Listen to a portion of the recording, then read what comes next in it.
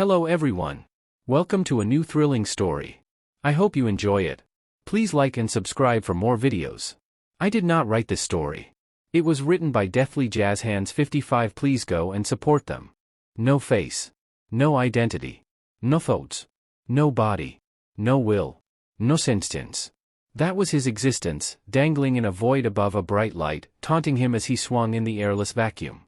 Tight, metallic chains constricted his body as his head hung low. His thick long white hair drooped over his cut-up and mutilated body. No breath. No mind. No voice. It was torture. Dangling just above a chance at a new life. What did he do to deserve this? All he wanted was to overcome his weakness, to overcome his illness. Was that not the right thing to do? To prove the world wrong? To spit in its face? To prove that he was not weak? The ends justified the means, did they not? Those he turned wanted it. Sure, he stepped on some toes to get to his ultimate goal, but it was always dangling just out of his reach. The irony was palpable. He found that hilarious. If not insulting. Can you feel it? An endless void. An endless darkness. It's just around the corner. That voice mumbled in his non-existent head, his torn body dangling above that light. Speaking cryptically in his ears all the time. All it would say was, "It is not your time," on repeat, slowly driving him insane. But now it speaks differently? Why the sudden change? He did not know why, but this was interesting. What is your name? A question that he could actually answer? That was a first. Although, there was one small hiccup. What was his name? He forgot it after so long. No. How could he forget who he is? Muzan Kibutsuji. His hoarse voice shouted into the void, blood dripping from his torn-apart body. His cry was anguished, as if merely saying his name caused him a great deal of pain. There was silence, his eyes opened for the first time in a long time, showing bloodshot red eyes with cat-like irises. There was an unmountable silence, and just when he thought the void had tricked him, he was answered by that voice in his head. Do you want a second chance at life? Now there was a question with an obvious answer. Of course, he wanted it. But, did he deserve it? After what he did? After all the pain he had caused? Oh, who was he kidding? Of course, he did. He suffered long enough, both as a demon and as a human. He suffered his entire life, and now he was able to fix that. He was able to live a life with purpose.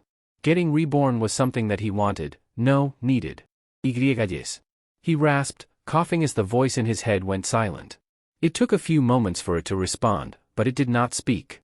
Instead, the chains loosened, and as he fell into the light, the voice spoke to him. Welcome to the world. My precious Izuku, a tired-sounding feminine voice greeted him. His ears heard right, Izuku, that was his name now. He felt his memories fade, knowledge of who he once was disappearing as he felt the loving embrace of his new body's mother. However, before Muzan Kibutsuji died and faded away like a terrible memory, he needed to ensure that his legacy would survive.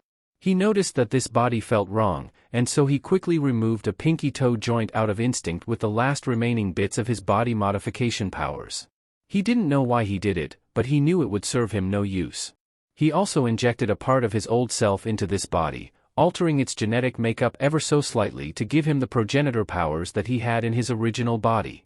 By the time this body could use it, he would return, if only slightly. Not physically, but mentally. Muzan Kibutsuji would live on through this body, that much was for certain, and while it would only be through his powers, it was better than not having them at all. For some reason, he knew that this boy would show the world that he was not weak. That this body would prove to be a perfect, shining representation of how he wanted to be in his old life. With that knowledge, he surrendered himself completely to his eternal death and rebirth. It was finally time to rest. And when Izuku Midoriya opened his eyes for the very first time, they shone a bright red. For years later, Izuku knew he was different. He always felt that way for some reason or another. For one, out of everyone in his class, he was the only one who exhibited the measures of a quirk since the day he was born. His red cat-like eyes proved that beyond a shadow of a doubt, as neither his mother nor his supposed father had them. In this sense, he was unique. The boy was short, but then again any boy his age would be short. He stood at around 2 feet 11 inches, his skin was pale, and he had freckles dotting his cheeks. His hair was black with green highlights, the black was thanks to his dad, and the green his mother. He wore a simple green long-sleeve shirt and brown pants, black shoes with red highlights, and white socks. On top of his head was a yellow hat that covered his face, and his socks rode up to his knees. He was prone to bad sunburns, which was a trait given to him thanks to his father. He was also the smartest person in his entire school, even being able to do grade 5 and up to school work with a basic lesson on it. He thought it to be a part of his quirk, which he had originally thought was just cat-like eyes. Then, he originally thought that it was hyper-intelligence, and the cat-like eyes were just an add-on. But then the other abilities showed up, and he had been amazed by them. His mother and father were shocked that he had all of those abilities in just one quirk. But that was for another time. Speaking of his parents. His mother, Inko Midoriya, was one of the kindest people he knew. His father, on the other hand, well, he went missing a while ago. He claimed to have moved to America and sent them money once a month on the first of each month, and it was usually 200k yen.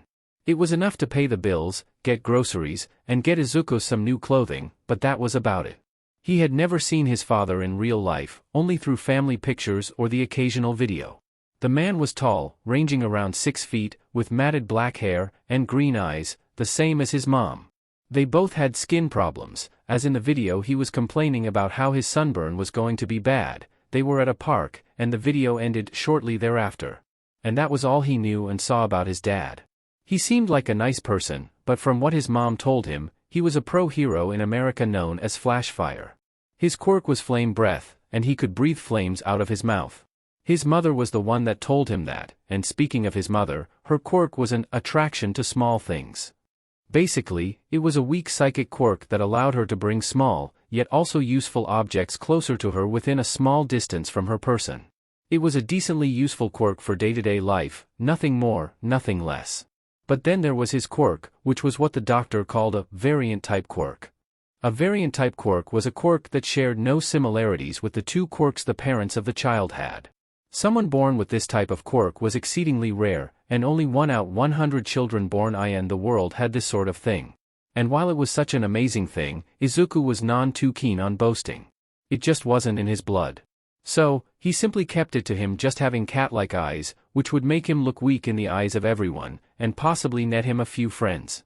But that turned out to have the opposite effect. Sure, everyone believed him to be weak, but it was the friends aspect of that had gone a little bit off than what he had initially expected. And while he did have a friend originally, that changed once he revealed that his quirk was only just cat eyes. Obviously, this wasn't the truth of the matter, but whatever. That wasn't the point. Most people in his class were afraid of him due to his eyes. Nobody wanted to talk to him, not even his supposed friend, Bakugo Katsuki, whose nickname for him was Cat Eyes. It was meant to mock him for being different, which was weird, considering there were far worse mutation quirks out there that made people look like lizards. Then again, from the books he had read, that was just something inherited within human culture and customs. If you looked different, then you were the oddball, no matter how minor the change was. In that sense, he didn't know why people picked on him. He wasn't a bad person, yet everyone jumped to conclusions because of his scary eyes. People called him names that, while hollow, still hurt to hear. Fellow classmates and even some teachers spoke behind his back. Basically, they were bullying him because he was different. Just because he was different, however, didn't mean he was going to stand around and take it. One of these days, and I'll show them the real me. One day, all it took was one day, and everything in his life would change. And that day was today, whether he knew it or not. "Hey, Cat Eyes!" A voice called out to him as he sat alone at the edge of the sandbox. He looked up from the gravel floor that he had been staring at, and his eyes met the eyes of Bakugo, who flinched upon seeing them. Bakugo had sharp blonde hair, red eyes, tanned skin, a blue and yellow striped shirt, brown shorts, and black sneakers. He was the school bully to anyone but those who followed him around like he was a king. And, unfortunately for Izuku, he did not follow the boy around as if he was a king, and therefore, was one of the victims of his bullying. "Quit it with the creepiness, Cat Eyes. Why don't you just wear sunglasses and cover them up already? Maybe then people will hang out with you." The blonde teen laughed, chuckling to himself while Izuku simply stared at the ground, ignoring the boy. Bakugo always taunted him when they talked. But he was never going to give in to what he said. He wasn't going to cover up his eyes just so he could make friends.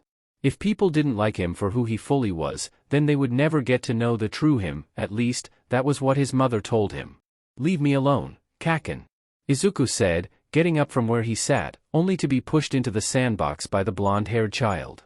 The boy's hat fell off of his head, exposing his eyes even clearer to the daylight, causing him to squint. Ow! Ah! Like hell! Sparks flew from the little boy's hands as he activated his quirk, Explosion. The boy could sweat out nitroglycerin, and use it to create explosions from his palms.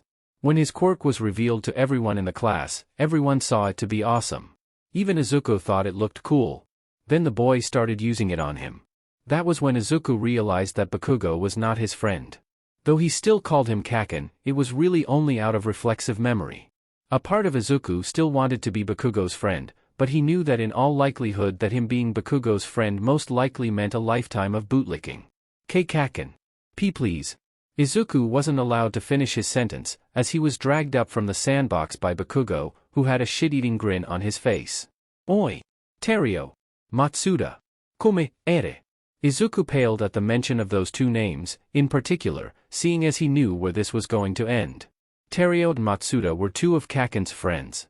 They praised the floor he walked on as if he was some sort of god. Even as a child, Izuku knew full well that the way they treated Bakugo was not normal.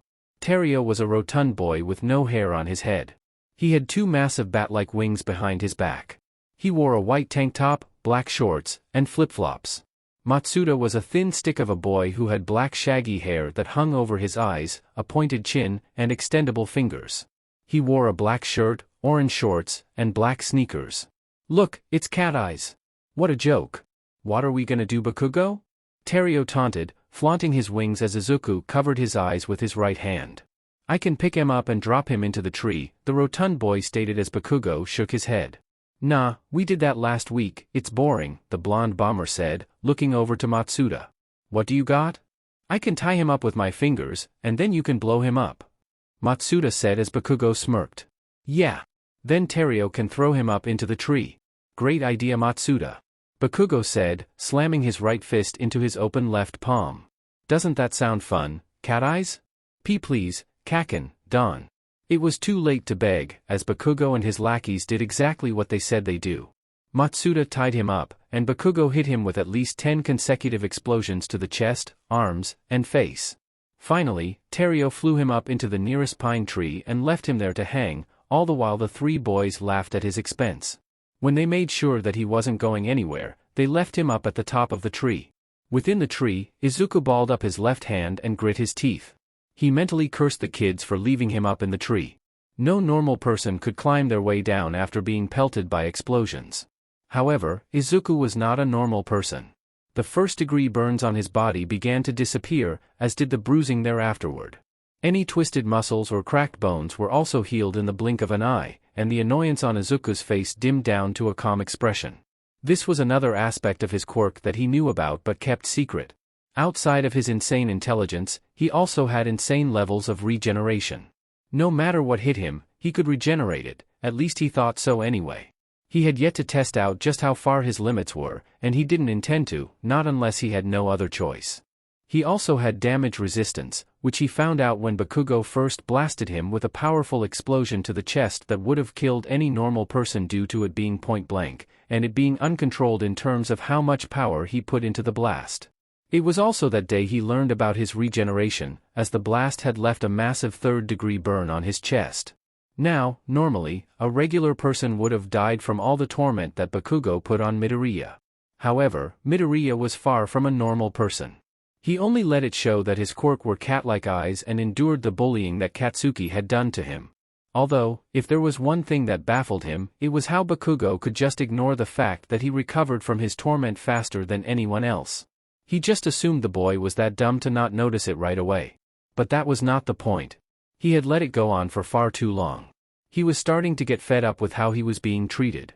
Izuku rolled out of the tree, hitting the ground with a sharp thud, then immediately stood up, dusting himself off from the impact.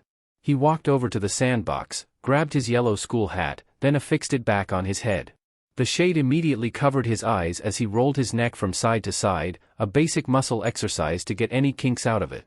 He looked around at everyone in the area and determined that no one had seen him fall out of the tree, nor had seen him be put into the tree by Terio. People ignored his plight, as per usual. When other people bullied others, it was noticed right away and dealt with. But for some reason, Bakugo was different. That, however, would change today. His crimson-red eyes locked onto Katsuki's back as he laughed it up with his friends, all of them drinking from juice boxes that they got from the teacher. The fact that Bakugo got away with half of what he did was infuriating in its own right, but for Teruo and Matsuda too as well just by association? It made his blood boil. Izuku could feel something ripple in his back, and his eyes squinted towards Bakugo's unpoked juice box. He had yet to put his straw in it. With that, Midoriya smirked. There was yet another aspect to Izuku's quirk that he had kept hidden from everyone, and that was the ability to create spiked whips out from his spinal cord that he could freely manipulate. One such whip slithered out from underneath his shirt and posed to strike Bakugo's juice box.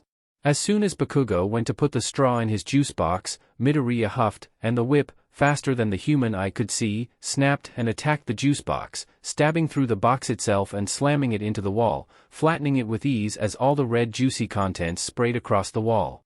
Bakugo's eyes widened as this all happened in the span of a split second. By the time he had looked in Midoriya's direction, the boy had been pretending to get up after falling from the tree. The two boys made eye contact, and Midoriya simply glared. This caused Bakugo to flinch, then scowl. "Oi! Cat eyes!" At this, both Teruo and Matsuda turned to face the green-haired boy, who simply glared at both of them, they too flinching at the sudden scathing look. "Did you have something to do with that just now?" Bakugo asked, squealing in anger as Midoriya shrugged, grabbing onto his shoulder to fake the pain of moving it suddenly. "And no. Kaken," Izuku said, lessening his glare to make it seem believable. Bakugo simply scowled, shaking his head before walking over to the teacher to get a new one. Izuku smirked from the subtle victory. It wasn't exactly the biggest of wins, but it would all amount to something in the future. As the rest of the day went on, Bakugo refused to bug him or even talk to him, which was a start. As far as he was concerned, he wanted nothing to do with the boy as well. If he kept ignoring him, that would be for the best.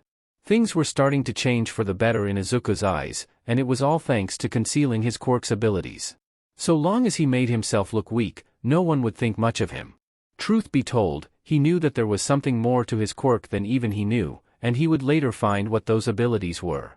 When he got home from preschool, he said hello to his mother, and they both exchanged hugs.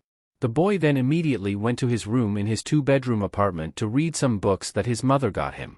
The books in question were about human biology, and the book next to that was a notebook.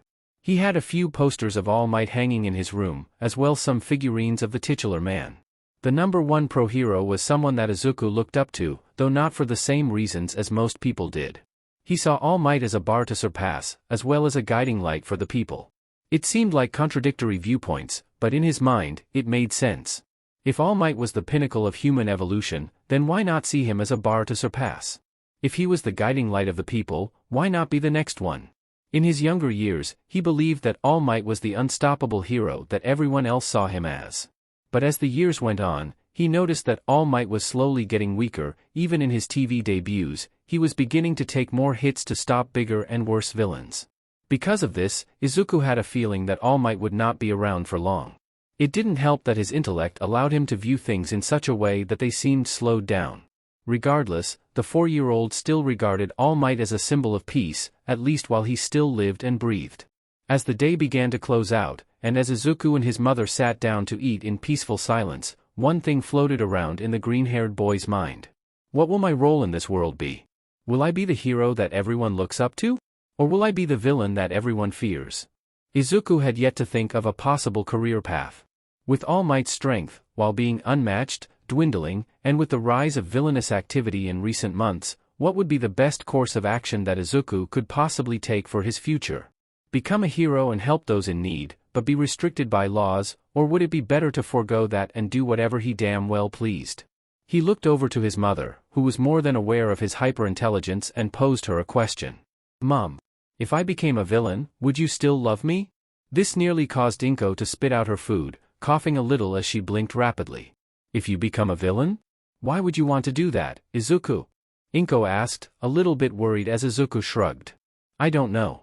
I'm just asking out of curiosity," Izuku said, taking a bite out of what he considered to be bland katsudon. Then again all food tasted bland to him, as was another drawback to his quirk, and chewed. Inko took a moment to ponder what it was that Izuku asked, then ultimately sighed. "No matter what you do in your life, Izuku, I will be supportive of you. Even if it is morally questionable, Inko said with a soft smile on her face. Izuku simply nodded, then finished his food. Later that night, Izuku went to bed with peace of mind, knowing that his mother would love him regardless of his future actions. This is the tale of Izuku Midoriya, the reincarnation of the once feared muzan Kibutsuji, and his rise to the top. Out of my way, Cat Eyes, the rough-sounding voice of Bakugo Katsuki snarled, shoving a green-haired, red-eyed boy aside and a wall of lockers in a crowded school hallway. Whispers echoed throughout the hallway as the boy grunted. This had become somewhat of a habit every day for the boy in question, one that was starting to get annoying. The boy in question wore a gray shirt with a red tie, black pants, and black shoes. His black and green hair sat combed back on his head. Bakugo, much like the boy, was wearing the same outfit seeing as it was the school uniform. Though unlike the boy's combed back, restrained hair, Bakugo's was more sporadic and outward, almost mimicking that of an explosion, much like his quirk. The boy stared down at the floor, dejected after getting slammed into the locker for the umpteenth time this week. This habit of Bakugo's started at the beginning of the year, and already, 2 months into the school year, it had become a pattern. Whenever the two were near each other in the hallway, Bakugo would go out of his way to slam him into a locker. He didn't care if people were around to see it, because in the mind of Bakugo he had to put the weakling in his place. The boy pulled himself out of the dent he had made in the locker and shook himself off, fixing the bag on his back as he narrowed his cat-like eyes at the back of Bakugo Katsuki, who was beginning to slip into a crowd of students. If he wanted to, he could make Bakugo look like a laughing stock any time of the day, but he chose not to. Over the years of Bakugo, putting him in his place, he had let his anger fester, but never once did he let it boil over. Over the years, he allowed Bakugo to get away with all of the harassment. Over the years, Izuku Midoriya slowly began to get sick of the treatment he was given at the hands of the blonde bomber. He looked over to the other students in the hallway, and they simply turned away, getting back into the previous conversations that they were having before their attention had been drawn to what had happened just a few moments ago. In response, Izuku simply huffed, shrugging off what had just happened, as did everyone else, and continued on with his day, walking to his next class as if nothing even happened. The bruise on his arm healed almost instantly, and the pain was no longer there, so it didn't matter, right? Well, that was what he wanted to believe. But deep down, underneath the annoyance and discontent, laced with a lackadaisical demeanor, Izuku's soul snarled. He hated the fact that everyone simply ignored what was going on. To them, it looked like a simple rivalry, but in truth, it was everything but that. Since the age of 4, Izuku had been tormented by Bakugo. Why? Because of his eyes. That was the only reason. Despite having red eyes of his own, Bakugo hated the green-haired boy for his. Aunt Mitsuki would also reprimand him for his behavior, but one voice was nothing but a drop in the ocean of the voices that had been cheering the boy on. From the day his quirk developed, Katsuki Bakugo was groomed into thinking he was the strongest person alive. His explosion quirk was supposedly unrivaled, and because of that, he was given the mentality that anyone and everyone was weaker than him. Over the years of watching him, Izuku observed as Bakugo's behavior took a slow dip into villainy as he actively harassed people with his quirk, blasting random students in the halls for even so much as looking at him the wrong way. What made matters worse was that the teachers actively praised him for it, either out of fear of what he might do to them, or out of the idea that he would mention them in his backstory in his journey to become the #1 hero. Despite the fact that they were only in the 5th grade, people were drilling these toxic thoughts into his head, making him seem like the biggest, baddest hero to be. It was a slippery slope that, if he were to continue down it, Bakugo might end up becoming one of the heroes in the world that only cared about fighting villains than actually saving people, much like Endeavor. But that didn't matter. Not to Izuku. Izuku didn't care if Bakugo became a good hero or not. As far as Izuku was concerned, Bakugo could never become a hero. He could try, he could fake it till he made it, but in Izuku's eyes, he would never be a pro-hero. No hero bullied the weak and actively targeted them. Heh, weak. I'm anything but. Izuku thought, a small toothy smirk spreading across his face as he kept his head down, shadow covering his eyes as he stepped into his next class. During his time growing up, he learned a few new things about himself. He might have only been 11 years old, but for an 11-year-old, he was seen as a genius. Every single one of his teachers had been stupefied at his intelligence. He had the school's fastest recorded time for a test being written up during what his elementary school called a testathon. To explain what it was, a testathon is a full-day event that has each subject, math, science, social studies, English, traditional Japanese, and language arts, in the school create a ridiculous long test that would be given out to each student of each grade, varying in difficulty depending on the grade. In the 5th year bracket, Izuku finished all of the tests in 53 minutes and 20 seconds. The previous record in the school was 2 hours, 5 minutes, and 15 seconds. What made it even more impressive was that he got every single question correct, which the teachers at first refused to believe, seeing as his quirk had nothing to do with intelligence. So, what was the reason behind his test score? How did a boy with a seemingly useless quirk not only get everything correct but did so in a time unseen by anyone else within the walls of the school in its long history of doing these testathons? Well, the answer to that was simple, though no one else knew about it. Izuku had 5 brains, and for his body to compensate for that, he also had 7 hearts to power those brains. But how? How did Izuku have that many brains, and when was it that he had found out? Well, he found out about them when he had a routine doctor's appointment, and when they did an X-ray to check if his quirk had awakened, the doctor had found 12 growths developing around his body. At first, the doctor was under the belief that they were tumors, but when they went to operate, they were horrified to realize that they were brains and hearts, 5 brains and 7 hearts, to be exact. And it wasn't as if they were just there either. They were connected to his main brain as well as his spine through veins that seemed to bend easily, allowing for constant traversal around his body, almost as if they were on tracks, patrolling around his body like security guards at a mall. He also found out that his hearts increased his regeneration, as before, he could only really heal broken bones, skin tearing, and bruises at a relatively fast pace. However, those injuries healed in an instant, and he also learned that he could heal from his entire body breaking. Now, how he figured that one out was something he didn't want to think about. All that someone needed to know was that he was at the wrong place at the wrong time and ended up getting hit by a speeding truck that should have turned his body into a pile of shattered bones and shredded skin. Well, it did do that, but he regenerated the damage so fast that he didn't even feel the pain of it happening. The truck driver had checked to see if he was okay, and all Izuku did in response was nod and run back home to write down the miracle that had happened.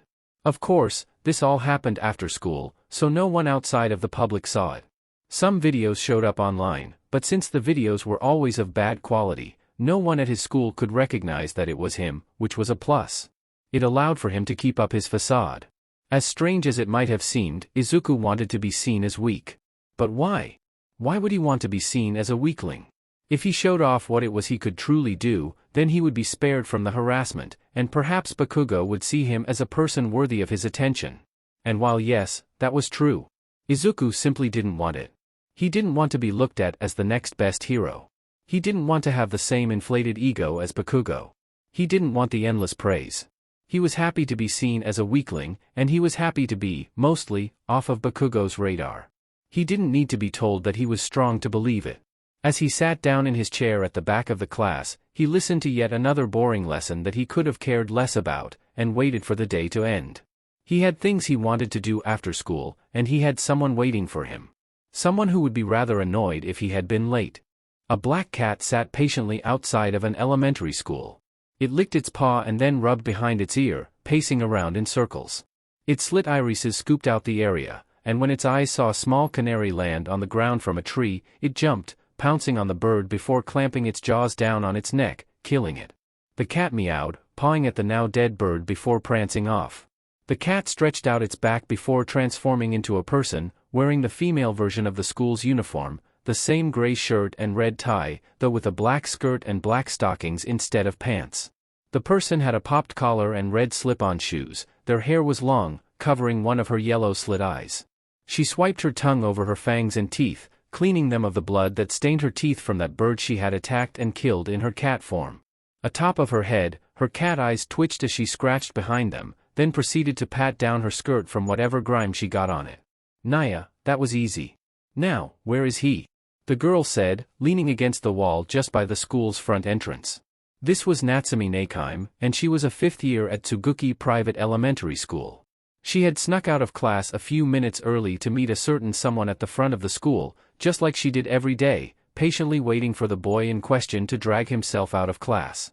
Her quirk, cat transformation, allowed her to turn into any kind of cat, big or small, so long as she knew about them, what their scientific name was, their common name, and most importantly, what they looked like. It also gave her cat-like tendencies and cat ears that stuck out of her head, though thanks to her long black hair, most people thought that it was a headband of some kind. They were mostly there for decoration, but they had functional uses, such as her being able to hear things from far away, as well as allowing her to tune out of the world when she was listening to music through her normal ears. She also had an acute sense of smell in both modes. She saw it as both a gift and a curse, depending on where she was. The only drawback was that she coughed up hairballs from time to time, and it was often uncomfortable. She stood in the same place for a minute, then began to pace. The bell rang, and she was still left waiting, watching as other people and their friends walked away, some of them giving her waves, to which she kindly returned. Another 5 minutes passed, and it was at this point that she began to get frustrated. What's taking him so long?" Natsumi said, her slightly high-pitched tone of voice being followed with a frown. She crossed her arms as she tapped her foot with an impatient rhythm, staring at the front doors with a look of annoyance. He was always late, no matter what he said. Either he was talking to one of his teachers, or he was just dragging his feet. The person in question she was talking about was Izuku. Ever since the beginning of 3rd grade, when a bully had cornered her to beat on her, and Izuku stepped in to shoo them away, Natsumi had made it her duty to stay by his side. At first, the boy saw it as strange that she would hang out with him, but he eventually stopped caring and even took it to the point that he considered themselves friends. However, if there was one thing that Natsumi was constantly annoyed about, it was the fact that he took so damn long to show up at the front of the school. She had a curfew for the time she was supposed to get home, and him staying within the school for so long takes away the time they can hang out together. "Sorry for keeping you waiting," a voice spoke out from behind her, which caused the girl to spin around. She recognized that sheepish tone of voice of the boy that had protected her, and when she turned around, she was met with a pair of red cat-like irises, the same as hers. "Took you long enough," the Ravenet said, a small smile on her face as Izuku rubbed the back of his neck. He had a goofy smirk on his face, and atop his head was a, "Is that a fedora, Midori?" And it was true, Izuku was wearing a white fedora with a black ribbon wrapped around the bulb of the hat. He was still dressed in the school's uniform, but with the fedora, it really completed the look. "Yeah, my mom got it for me last week. It was pretty cheap, 10,000 yen, seeing as it was made of really expensive material. It took a good chunk out of our monthly budget, leaving mom with only 90,000 yen to work with, but she said it was for my excelling grades," Izuku said, stuffing his hands into his pockets. Natsumi smiled, putting her hands behind her back as the pair started their walk home. "Wow, Midori. Your mom sounds really nice, I kinda want to meet her now," the younger girl said, a small smile on her face as Izuku smirked. The two lived near each other, so they usually walked home together. Natsumi lived in the villas just a few kilometers away from the apartment building that he lived in. Seeing as Natsumi was his only real friend, he enjoyed the time he got to talk to her. She was cute, too, but in a platonic kind of way. He harbored no romantic feelings for her, but he couldn't lie to himself. Her quirk also gave her the same creepy eyes that he had, but weirdly enough, she wouldn't get bullied for it. It only further proved to him that it was because his eyes were red that made him a target. That, and her quirk allowed her to transform into a cat, so it also had a functional use. It wasn't just a useless add-on.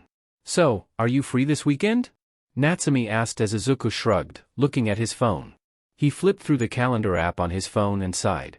Today was Thursday. On Friday he had a doctor's appointment to see if his extra hearts were causing him any issues. He knew they weren't, but his mother wanted to make sure. Then he was free on Saturday from 7 a.m. to 6 p.m. At 7 p.m., his mother wanted to take him to the movies, seeing as her favorite movie from when she was a kid was getting a rerun in theaters, and she wanted to show him it. "I'm free from 7 in the morning till 6 at night," Izuku said as Natsumi sighed. "Dawn, I'm busutitian. My mom and her friends are dragging me to the mall all day. My family does this whole competition in malls to buy the most stuff. I've been saving up my money for a year for this. I have about 200,000 yen thanks to my parents giving me money and me doing odd jobs across the town, and my newspaper route. So I'm going to go all out. I was hoping you'd be free after 6 p.m., but if you aren't, that's fine," Natsumi said, a small smile on her face as they rounded a corner. We can always try for next week," Izuku said, waving at the hot dog vendor, who waved back to him. He always did that when he came around here. It was a nice gesture, and besides, it wasn't like it did anyone any harm to be nice. Natsumi seemed to giggle at his strange behavior, which only caused Izuku to scoff. What, is it wrong to wave to someone? Izuku asked as Natsumi rolled her eyes. Naya, I'm just teasing you, Midori, the girl said, elbowing him lightly on the shoulder. Izuku simply smiled in response, wrapping an arm around her shoulder before giving her a nuggie, which made her laugh. Ah! Ha ha ha! Midori, stop! The Ravenet said, pushing against him as the boy let go. You jerk, that hurt you know? The girl said, pouting as Izuku huffed. Then don't tease me, Nakaim-san, the green and black-haired boy said, earning a stuck-out tongue from the girl, who then looked away with her nose stuck up in the air. After a few moments of silence, the two laughed at each other's stupidity and they continued their walk home. As they walked, they passed by more street vendors, and even some performers, to which Izuku would put a few 1,000 yen bills into their hats, which earned him some smiles. He cared about his city, and his community. He made it a point to be nice to those around him. After all, he had been interested in being a politician when he grew older. If he built up the idea that he was a nice person, even as a child, then by the time he would be old enough to run for office when he was 30 years old and became the leader of his own party he planned to start up, he would have at least his community to back him up, as well as maybe a few other people that he met along the way. After all, they all say that the road to success started young, so why not start it now? Eventually, the two had to go their separate ways. He watched as Natsumi transformed into a cat and ran away, using the alleyways as a way to get to her house the fastest.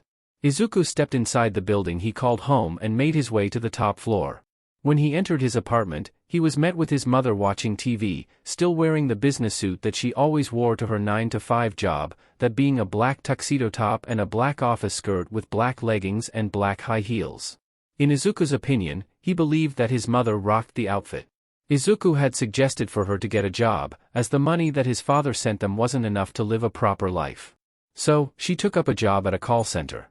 She made 25,000 yen bi-weekly, and 50,000 yen a month. It helped towards their overall income, which gave them enough wiggle room to live. Their father sent them 200,000 yen on the first of every month, which at first made it seem like they had a lot of money to use until you realized that the apartment that they lived in cost 150,000 yen a month, which the rent had been due on the second of each month. She had been working there for over a month, and she had made some new friends that she planned to see on Friday.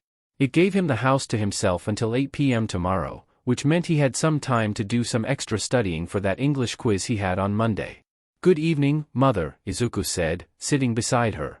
Inko turned to look at him, then smiled. She had gained some weight over the years, though nothing debilitating. It was about 5:15 p.m. since the walk to and from school was an hour long, and school ended at 4 p.m., and he had stayed at the school to speak to the teacher about Monday's test. Seeing that his mother had yet to actually get changed, he had assumed that she had only gotten home a few moments ago. Hello, Izuku. How are you doing? Inko asked, a tired look in her eyes. I'm doing just fine, Mom. You don't seem to be though, Izuku said, looking at her with a quizzical stare. Inko only shook her head, yawning. The woman stood up, stretching out her back, turning to look at Izuku. I'm just tired, dear. I'm going to go get changed then crawl into bed. I have to get up bright and early tomorrow morning. I'm taking Saturday off to go to that movie with you, so the office is making me come in earlier than usual. We have the ingredients for udon tonight, so if you could make that it would mean the world to me. As Inko said that, she wandered to her room. Izuku simply looked at her with a slight frown. He didn't mind making dinner, but for her to go to bed so early, it just didn't feel right. Whatever, it was her choice. Izuku stood up from the couch, going over by the door to take his backpack off.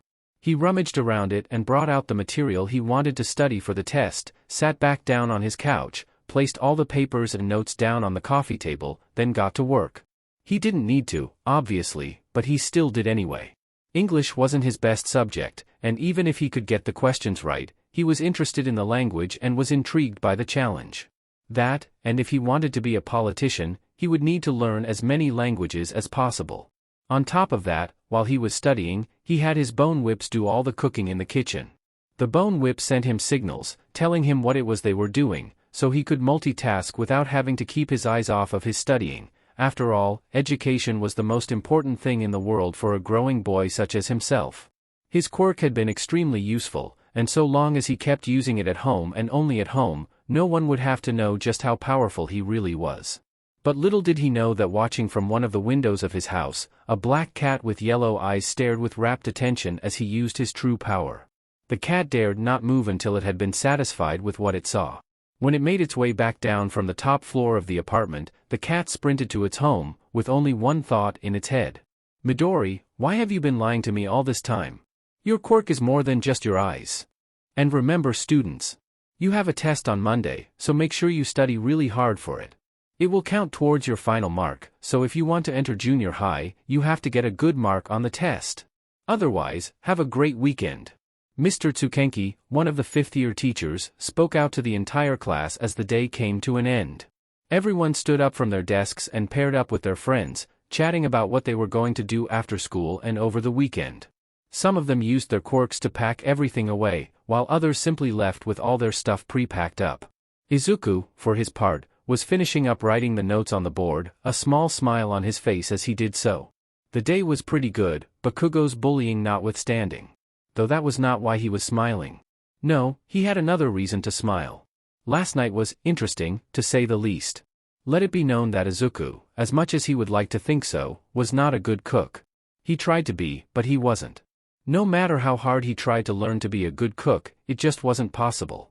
Granted, any food he did make wasn't inedible, it just wasn't the best that it could be, made worse by the fact that he couldn't taste food. Though his mother said that it was good and that it just needed a little salt, which she promptly added. He also felt that the studying he did was pretty good. He got through all the material he could within a few hours, and by a few hours, he meant the whole night. But that wasn't the strange part. He had figured out that he didn't have to sleep, as, to him, he felt incredibly energetic the entire night. Sure, when the morning sun came up, he felt a little fatigue, but nothing debilitating. He chalked up to it being something about his quirk, seeing as anyone his age would have been dead on their feet. Well, unless they had nocturnal quirks, like Natsumi, so maybe that wasn't a really unique thing to add to his quirk. But it was intriguing. He'd have to test it out a little more to see if that was the case or if it was just a lucky fluke. Oh, and he might have put a scratch into the oven when he was using his bone whips to cook, but that was neither here nor there. As Izuku finished writing up his notes for the test on Monday, and just as he was about to finish packing up, the teacher walked over to him, took a chair from the other desk, and sat in front of him. Midoriya, I want to ask you a question, Mr. Tsukenki started, fixing his straight black hair and adjusting his thick-framed glasses. This caused Izuku to look up from his backpack, making eye contact with the man, who flinched slightly. Yes, Mr. Tsukenki?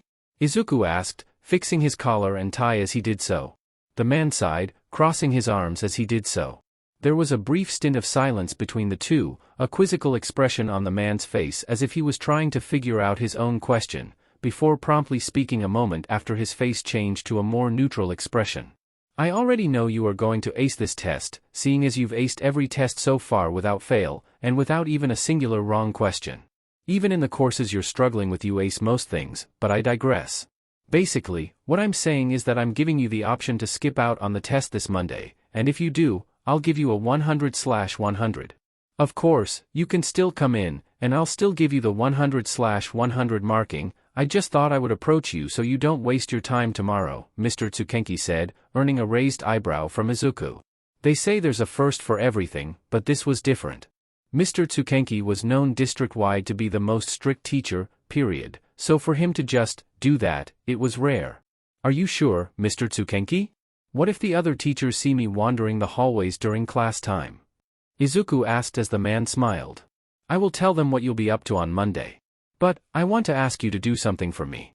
Something that I probably should do on my own, but, due to outside circumstances, I can't, the man began, rubbing the back of his neck.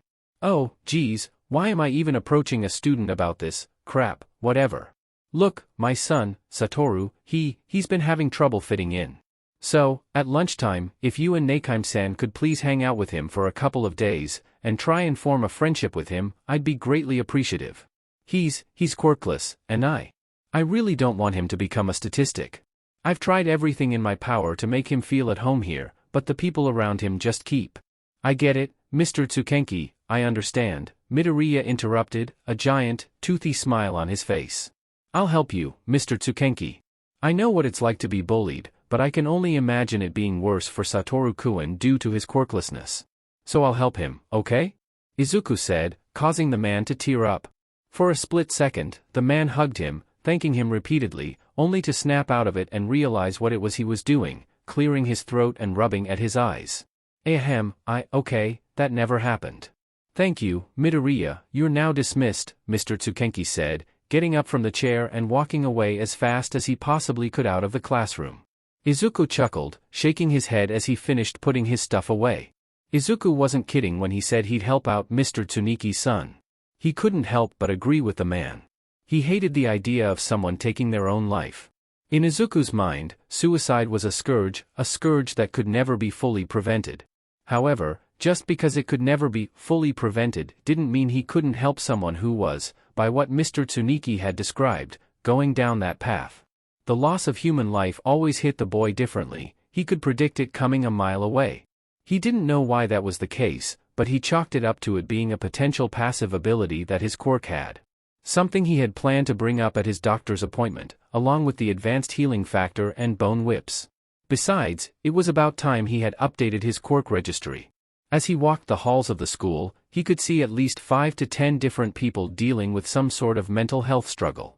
He could sense that at least 3 of them would take their lives soon. He didn't know how his mind could single them out, but he could. Once again, he chalked it up to his quirk sensing dying individuals. Perhaps he should consider being a doctor, instead of a politician? With that sense, he could do anything. Or perhaps, maybe even become a hero? Both of those were distinct possibilities. It was something to ponder over the coming years. After all, he still had 4 more years to figure out what it was he was going to do. He stopped by his locker, sighing. He'd have to think about that when he got home, though. His time was better spent there thinking about that kind of stuff than wasting the school's time. As soon as he began turning the knob on his locker, he felt something tap on his forehead. Ow! Izuku muttered, rubbing his forehead.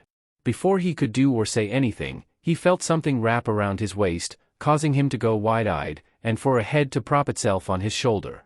His eyes traveled over to the face that the head belonged to, and was met with a sly grin.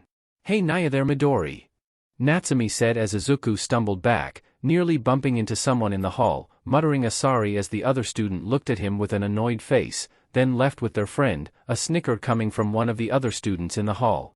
"Oh.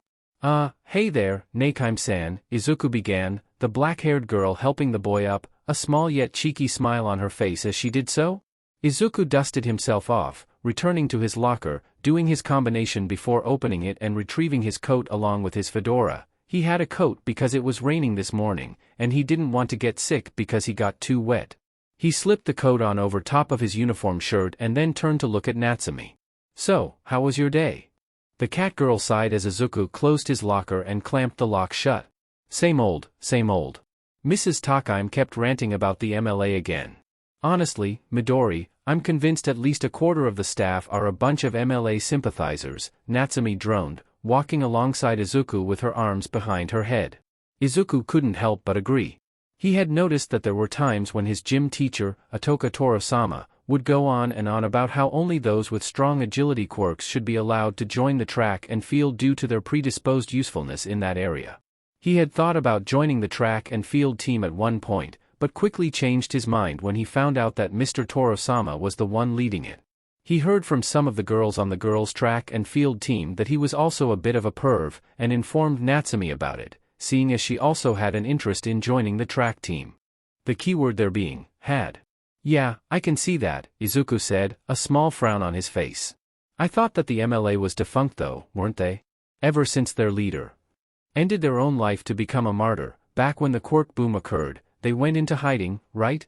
You'd think their following would have dwindled to practically nothing," the green and black-haired teen said, raising an eyebrow as Natsumi shook her head, turning around and walking backwards to stare Izuku in the eyes. "Just because they're defunct doesn't mean that they don't have supporters, Midori.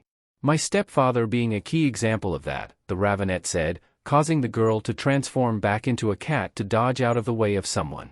She turned back into her normal self when she got beside Izuku, finally exiting the school. "Say, Midori, I wanted to go to the park today. You want to join me?" Izuku, much to his own annoyance, couldn't say yes. He had to go to the doctor. His mother, bless her singular heart, was worried about his multiple hearts. He knew that he didn't have any issues, but his mother wanted to make sure. She even explained that it was just a precaution and nothing more. Even still, though, the appointment would last a few hours, unfortunately. The boy sighed, adjusting his fedora. I'm sorry, Nakime-san, I can't. My mom's taking me to the doctor's today. She wants to make sure I'm healthy, Izuku said, causing Nakime to stop walking. Izuku stopped a few feet ahead, looking over his shoulder to see Natsumi standing there, hands on her hips as she stared at him, an annoyed expression on her face. Nakime-san? Izuku asked, getting no verbal response. Instead, Natsumi nodded her head over to a nearby alleyway and began to walk in that direction. Izuku, seeing no reason to not follow her, did so. The two entered the alleyway, alone, causing Izuku to look around with a bit of a timid air around him. Nakime-san, what are we doing here? Wah! She didn't give him the chance to finish his sentence as she shoved him against the wall, causing him to grunt. Wah! Izuku thought, staring deep into her eyes, a small blush on his cheeks. Their faces were a bit too close for his liking, making him recoil to keep some sort of distance. Nakime-san? Izuku said, stuttering as the annoyed expression turned to one of upset, a small frown on the catgirl's face. She backed off, which was good, but that wasn't what his attention was set on. This was the first time in a long time that she had been actively upset at something Izuku had done. The last time she was this annoyed was when he had dropped a bucket of water on her head by accident. Why, Midoriya? Natsumi began, once again causing Izuku to instinctively recoil. There was a hint of betrayal in her voice. For whatever reason she had to feel that way, Izuku didn't know. Once again, this was a first for Natsumi. She never once called him Midoriya. The only two times she ever called him Midoriya were the first few days that they had begun to talk to one another at the beginning of their friendship. The second time, and as of recent the only real time, she called him Midoriya was when she was mad at him for some reason or another. Seeing as she didn't look so chipper, he had to assume it was the latter. Why, what? I don't understand. Why you never call me Midoriya unless you're mad at me? Izuku said, looking at her with a sheepish expression. Because I am mad at you, Natsumi stated, exasperated, as Izuku flinched again. Why have you been lying about your quirk, to me, for 3 full years, Midoriya? Nakime asked, causing Izuku's eyes to widen. What did she mean by that? Had she found out? How? How did she find out? Vuvuha. Don't try to lie to me anymore, I saw them. I saw those whips, or whatever they were. I watched you from the living room window in my cat form. And I saw them. Why, Midoriya? Why did you lie? I can understand lying to Bakugo, but me? Why? Natsumi asked, causing Izuku to look away with an ashamed expression on his face. He slowly sat down on the ground, one of his bone whips leaking from his back, wrapping around her wrist. She was confused by this, but as it tugged gently on her, she got the message. She sat down beside him, looking at him with a raised eyebrow. Izuku started, a small frown on his face as he wrapped his arms around his legs, his red eyes staring at the ground littered with garbage. He had to come up with a believable lie. His real reason was stupid, it was petty, and he didn't want to admit it.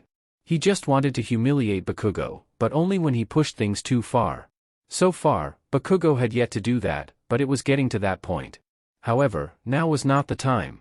Not the time for him to show Bakugo the true extent of his quirk. He would have to wait for that time, but that was a different story altogether. Right now, his mind was focused on other things. Natsumi-related things, to be exact. He didn't want her to think less of him, not that she probably already did now that she had found out the lie that he had been feeding her for years now. However, that didn't mean he wanted to make her opinion worse by telling her his true, selfish reasons for hiding his true quirk. Finally, after a few seconds of thinking, he came up with his lie, and the best part was that it was believable. He just hoped it would work. You already know that people treat me like crap, Naki, no, Natsumi. Izuku said, causing Natsumi's eyes to widen. He used her first name to catch her attention, which seemed to work, so now that he had it, he continued. My bone whips, they look villainous, don't they? Izuku said, unraveling the whip that had been around her wrist, outstretching it, allowing the yellow cat-eyed kid to fully observe it. The body of the whip was black, thin like it was connected to a bungee cord. The head of the whip was bony and sharp, and as it hit the other end of the brick wall, it caused small fissure cracks to appear on it. The back of the whip was connected via a bony protrusion that allowed it to shoot out of his back, and from the looks of things, it didn't burst out of his clothing, rather it seamlessly undid the seams of the shirt and stuck out of it like it had been stitched on there. Natsume's eyes were glued to the whip, then quickly changed their focus back to Izuku, who was tracing his finger across the ground. The whip returned to his back, the seams of the clothing stitching back together as if nothing happened.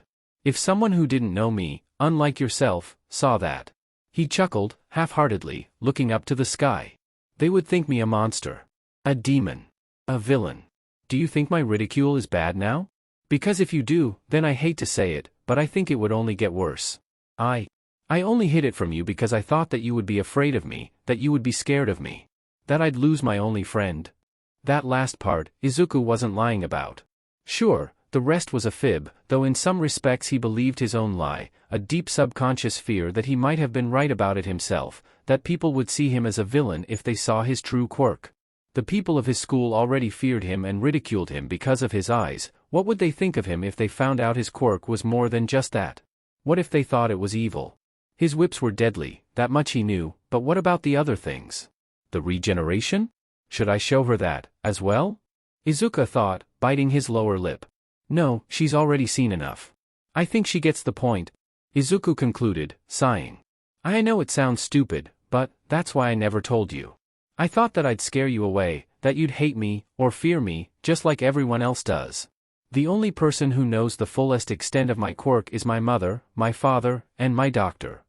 Izuku said, finally deciding to look over at Natsume. What he saw was something he never thought he'd see. What he saw was a teary-eyed Natsume, which confused him. Natsume? Izuku said, caution in his voice. Without any warning, without any sort of choreographing, Natsume hugged him, full on, straight up, no joking nonsense, hugged him. She simply hugged him.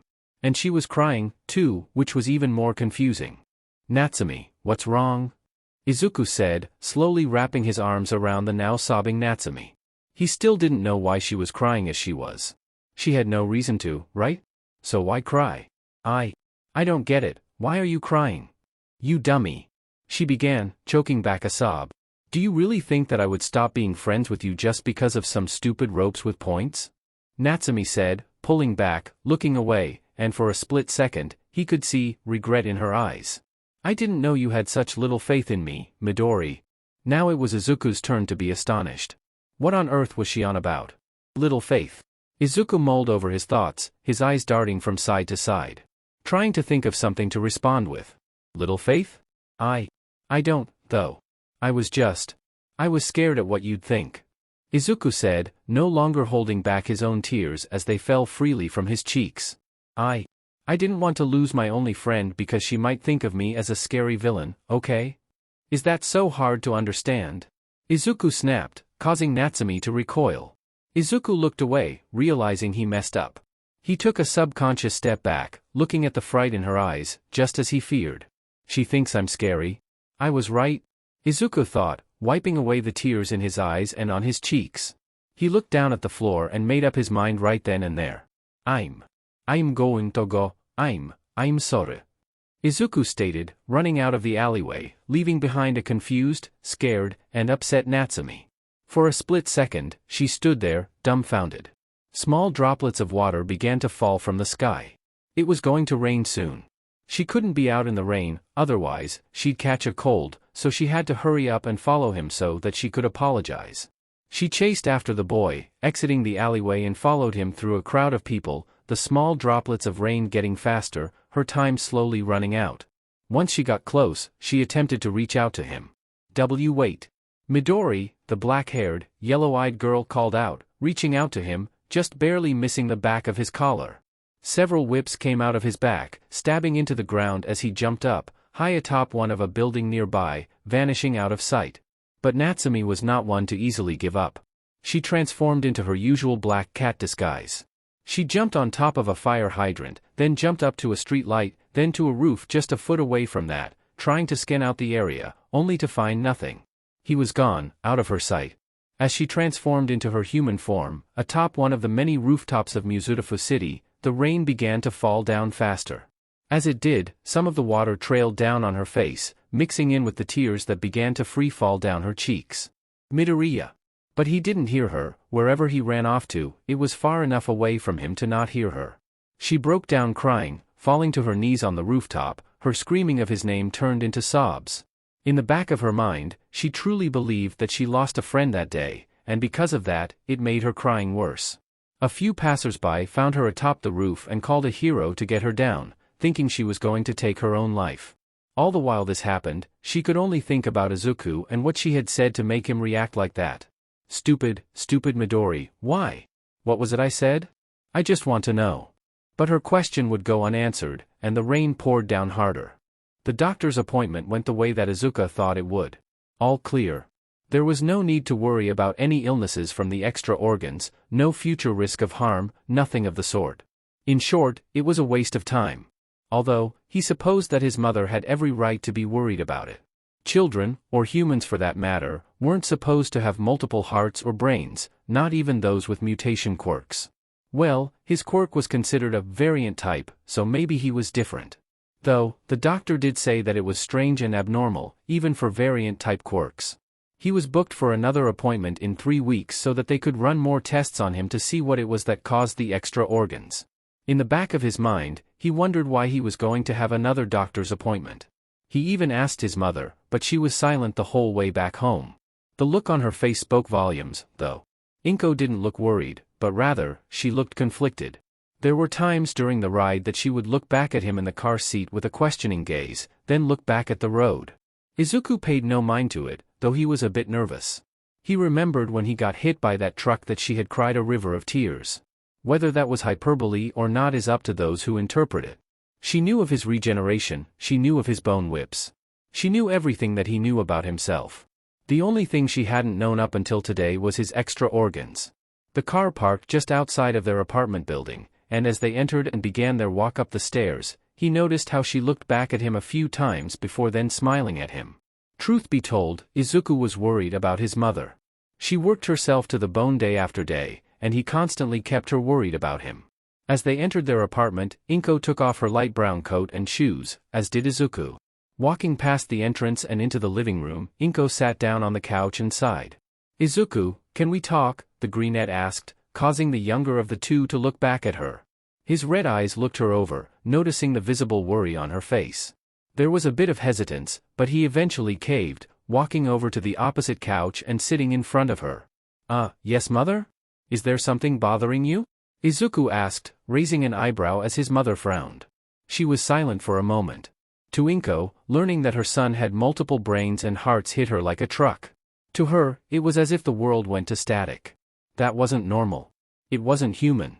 Truth be told, she was able to write off all the nonsense Izuku could get up to. At first, when he was born with his signature red cat-like eyes, she thought it to be passed down to him by his father, whose father also had red eyes. The pupil was strange, and they chalked it up to a quirk once they found out it allowed him to see in the dark, but aside from that, he was a healthy baby boy. However, when Izuku turned 6, they learned that he could also manifest bone spearheads of sorts from his back that were attached to his spine via black cords, which he called his bone whips. This was new, and also terrifying, but they chalked it up to it being his quirk, and that it was perhaps a mutant type. It was also around this time that Hisashi moved to America, and kept in contact via the phone. A year and a half later, Izuku was run over by a truck, his body turned to nothing but mush and scattered bits of flesh. Inko watched it all from their window, and when she thought her son died, she cried rivers and rivers of tears, screaming at the top of her lungs. But when she watched Izuku piece himself back together, both literally and figuratively, she knew something was up.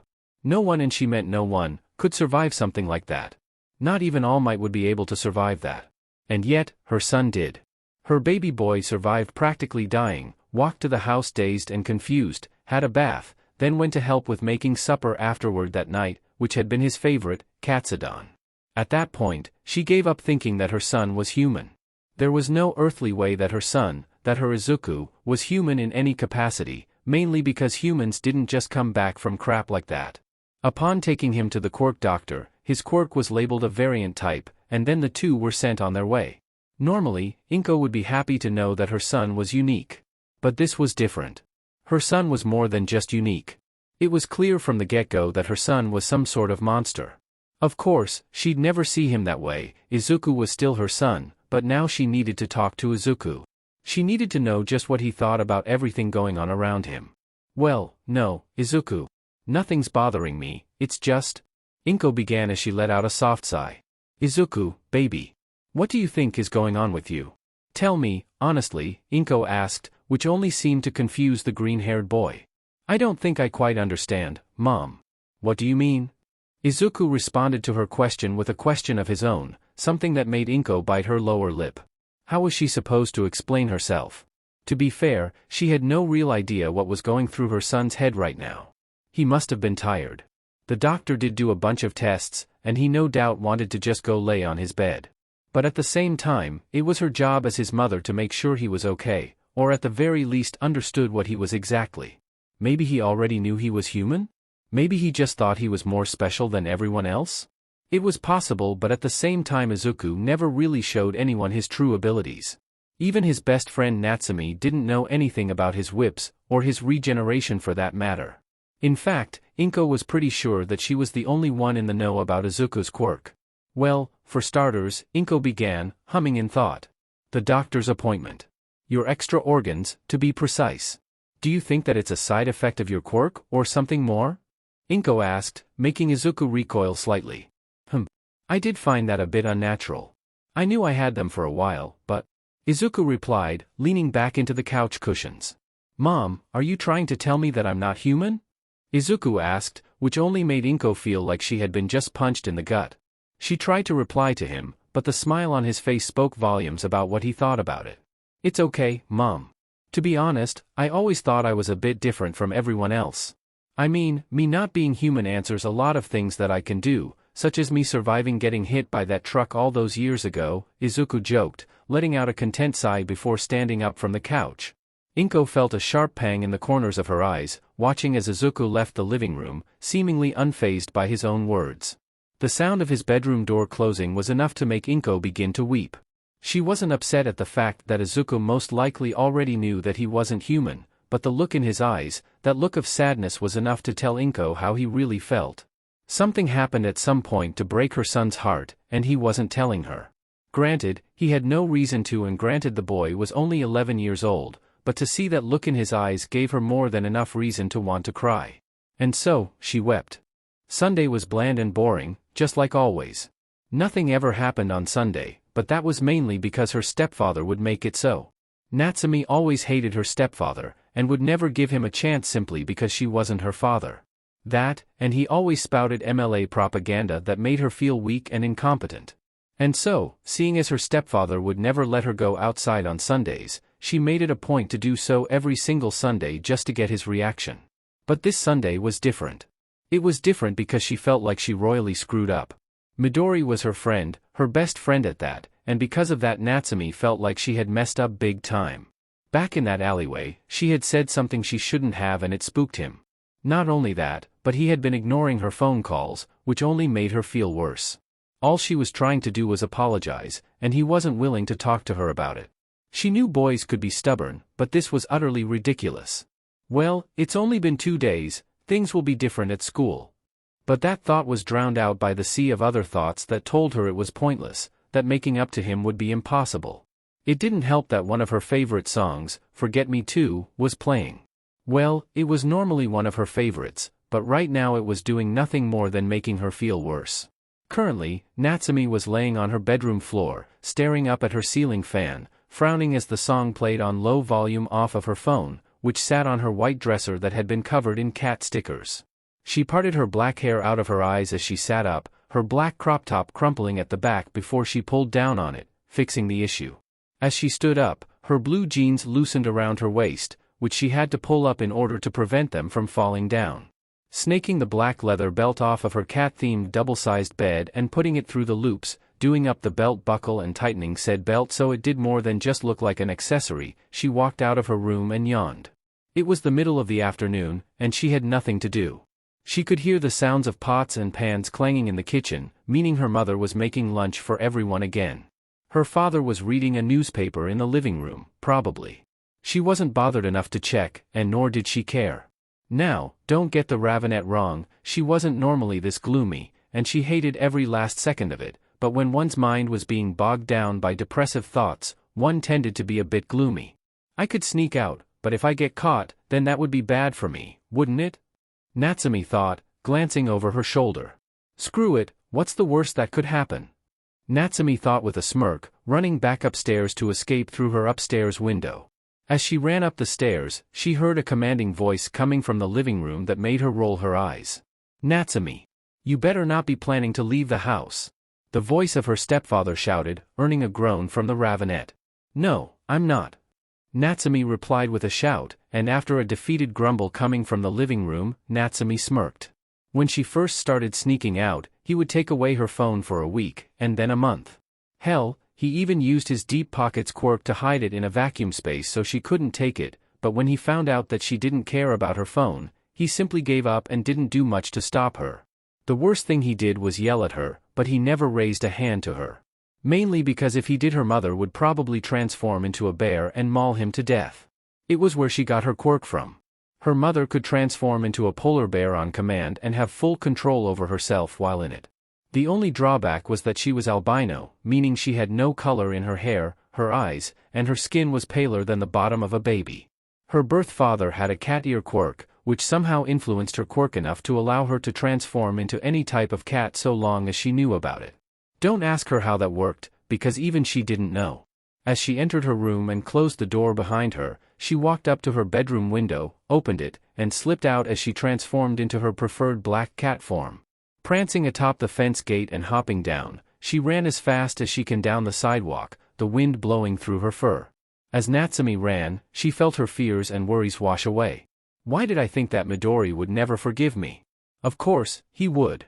He's Midori, he would never hate me, so long as I apologize, Natsumi thought as she rounded the corner, jumping up to one of the signs of a local pizza business to then jump across to another building, climbing the windowsills of an apartment building to reach the roof. Once she made it to the roof, she turned into her human form and smiled, watching the skyline, the birds flying high in the sky, as well as some of the planes flying above the clouds. It was something that always mesmerized her, no matter how many times she saw it. As she looked around, glanced down at one of the sidewalks, and with her enhanced cat vision, she could see a familiar tuft of green hair walking down the streets holding some bags with mixed food ingredients in them. And just in case she got mixed up, she looked at the eyes and smiled. She recognized those red eyes anywhere. It was Midori. Question was, how was she going to intercept him? A simple question with an easy answer: turn into the black cat, jump from the roof of the building, and land gracefully just like she had done time and time before. There also just so happened to be an alleyway that gained her access to that very sidewalk that Izuku was walking down, so it was a total win-win situation. Turning into her black cat form, she jumped from the building's roof and landed on some garbage bags that had been piled up beside a dumpster. Prancing down from the garbage bags and transforming into her human form, she was about to exit the alleyway when a hand grasped her shoulder. It all happened far too fast for her to stop it. But even though it happened extremely fast, the build-up to the disaster was slow, and terrifying for the young girl. When Natsumi looked over her shoulder, she saw a scrawny man with black hair with barely any muscle to his name next to two bigger, scarier guys. They looked to be high schoolers, though it was hard to tell, seeing as they were so big. "Hey kiddo, what do you think you are doing, eh?" the scrawny man asked, still holding on to her shoulder. "I don't know about you, but this place ain't for kids, so why don't you just go back home to your mommy and daddy, huh?" The scrawny man spat, getting saliva all over her hair as he spoke. "Let go of me, creep," Natsumi growled, shaking her shoulder. That seemed to set the guy off, as 2 seconds later, she felt a searing pain on the right side of her face, and moments later she was up against a wall. Despite being a scrawny little man, the guy's punch packed a serious impact. Mostly likely it had something to do with his quirk, and as a result blood flowed down the side of her head, and that was before she was knocked into the wall. "The fuck did you just call me brat?" the thug shouted, grabbing her by the collar of her crop top, her eyes watering from the pain of the punch. The scrawny guy threw her to the ground toward the bigger men as one of them scooped her up from underneath her armpits. She struggled, trying desperately to get out of the man's hold. This time, she was able to get a good look at the guy who punched her instead of a side view. Not that it mattered, anyway. He was maybe 6 feet tall, and he wore a white wife-beater shirt. He had black hair, and a scar over his right lip. He wore baggy jeans, and he had black scuffed sneakers. He looked homeless, but his friends were anything but, seeing as they wore black leather jackets, and black jeans, and wore the same wife-beater shirts as the guy in front of her did. One of them was holding a bat, which they passed over to the scrawny guy. "Now, I'm a forgiven guy, so all you gotta do is apologize, and me and my friends will let you go. How about it?" "Just 2 words and that's it," the man said, smirking. However, it was her stubbornness that took forward first, and had she just thought before she spoke, all of what happened afterward could have been avoided. Like hell. The first strike hit her so hard that she hit against the dumpster, a ringing in her ears followed shortly afterward, but it didn't stop there. She was picked up again, only this time she couldn't hear anything sans the ringing in her ears. She didn't know why, but hearing became something that she was incapable of doing. Though it might have had something to do with the blood dripping from her ears, and as a result, she couldn't hear the words that were being shouted at her. However, it clearly pissed him off. He probably thought that she was ignoring him, and as such, the man hit her again with the baseball bat. This time it was in the stomach, which made her vomit all over his white shirt. This pissed him off more, and she was dropped to the floor. Afterward, he stomped on her head, back, and kicked her to her side. Then, the man swung at her with the now bloodied baseball bat again. And again. And again. And again. And again. And again. And again. She could see blood. There was a copper taste in her mouth. She knew it to be blood, mainly because she had killed so many birds that the taste of blood had been so familiar to her. That didn't mean that she liked it, however. Some of it even got into her lungs, which she coughed up in sputters, getting it all over the man's shoes, which only enraged him even further. And so, he kicked her over and over again. She could have sworn she felt her ribs break, as well as feeling something stab into her, but at this point, the pain all melded into one consistent feeling of grossness and haziness. Natsumi felt a warmness around her, her life fluids flowing around her head as her blood began to pool around her body. She could barely feel her face, let alone anything else in her body. What made it worse was that she could barely keep her eyes open as she was hit again, and once again, it was in the face. Despite being hit in the face yet again, it didn't hurt as badly as the first time. Maybe it was because she felt so dazed that her mind couldn't comprehend the assault. A numbing pain washed over her broken and bruised form, and as the man shouted at her, she blinked. When she blinked, blood covered the walls of the alleyway as a green-haired boy held the man that had attacked her by the throat. He looked visibly afraid and was screaming, despite the fact that his attacker was leagues shorter than him and looked to be a child no older than her. Coming out of the boy's back were several bone-tipped whips, all flailing about wildly. The man who had attacked her was impaled by one of these spikes, some sort of red lump on the other end. The whip that had impaled him then violently ripped out the side of the man's body. The boy then dropped the man after the fact next to 2 piles of sliced-up meat. After that, her green-haired savior looked over at her. Blood-red eyes gazed at her with a look of fear and dread unlike any other, and that was when she recognized the boy. Funnily enough, it was Midori. In the next moment, she was up above the ground, wind flowing through her blood-soaked hair as she was being carried by what she could only assume was Midoriya. She could barely make out the blood-soaked figure of Izuku, running as fast as he could toward a hospital in the distance, no doubt in her mind that the blood on him didn't belong to him, but rather it belonged to the thugs that beat her up. The boy ran through the doors of the hospital, and as soon as he did, several people inside swarmed around him. She could hardly see because of the lights, but she could vaguely make out several voices, none of which she recognized.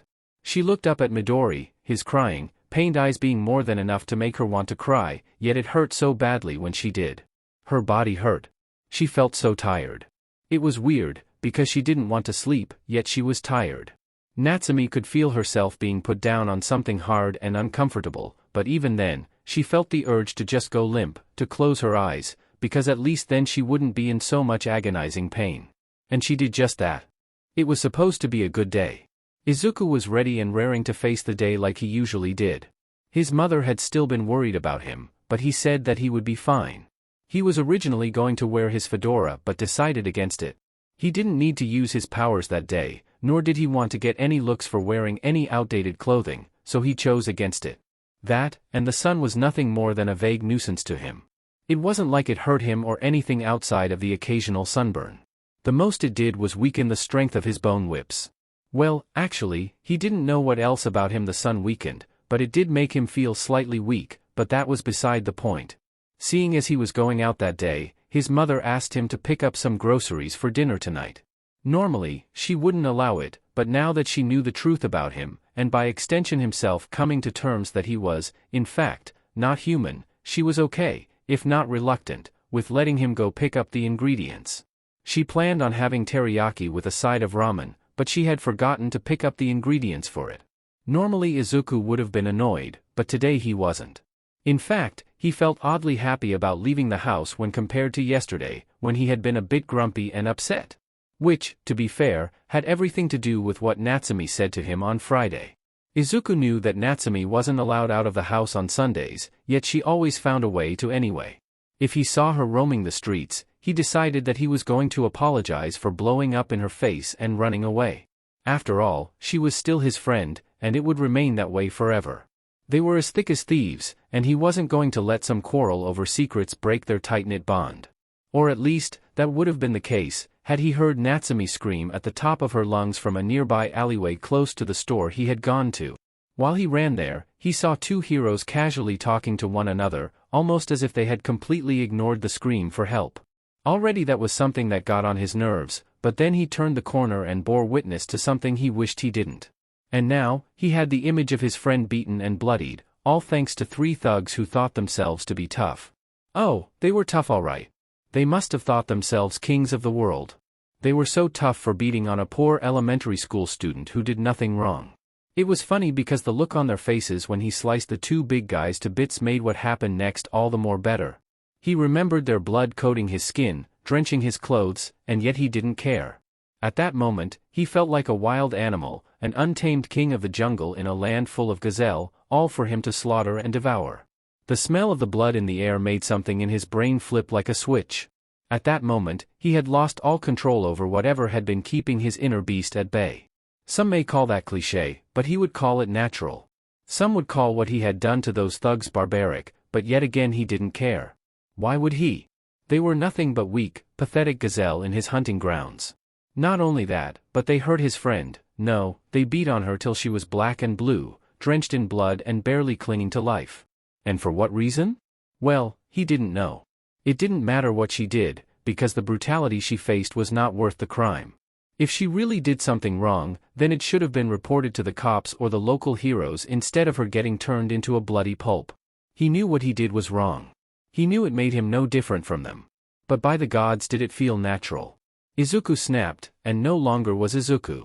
For just that moment, he was a god, but a god that was in pain. There were two reasons why he snapped. The first reason was the intoxicating smell of the blood in the air, which made him go into a frenzy of sorts. But the other reason as to why he snapped had helped him sink back into reality. He snapped because that was his friend they were beating on. Anyone else and he probably wouldn't have batted an eye. Well, that was a lie, he would have stepped in regardless, but he wouldn't have torn them apart. Maybe he would have just scared them off, but he wouldn't have impaled them with his whips, maybe he wouldn't have killed them all.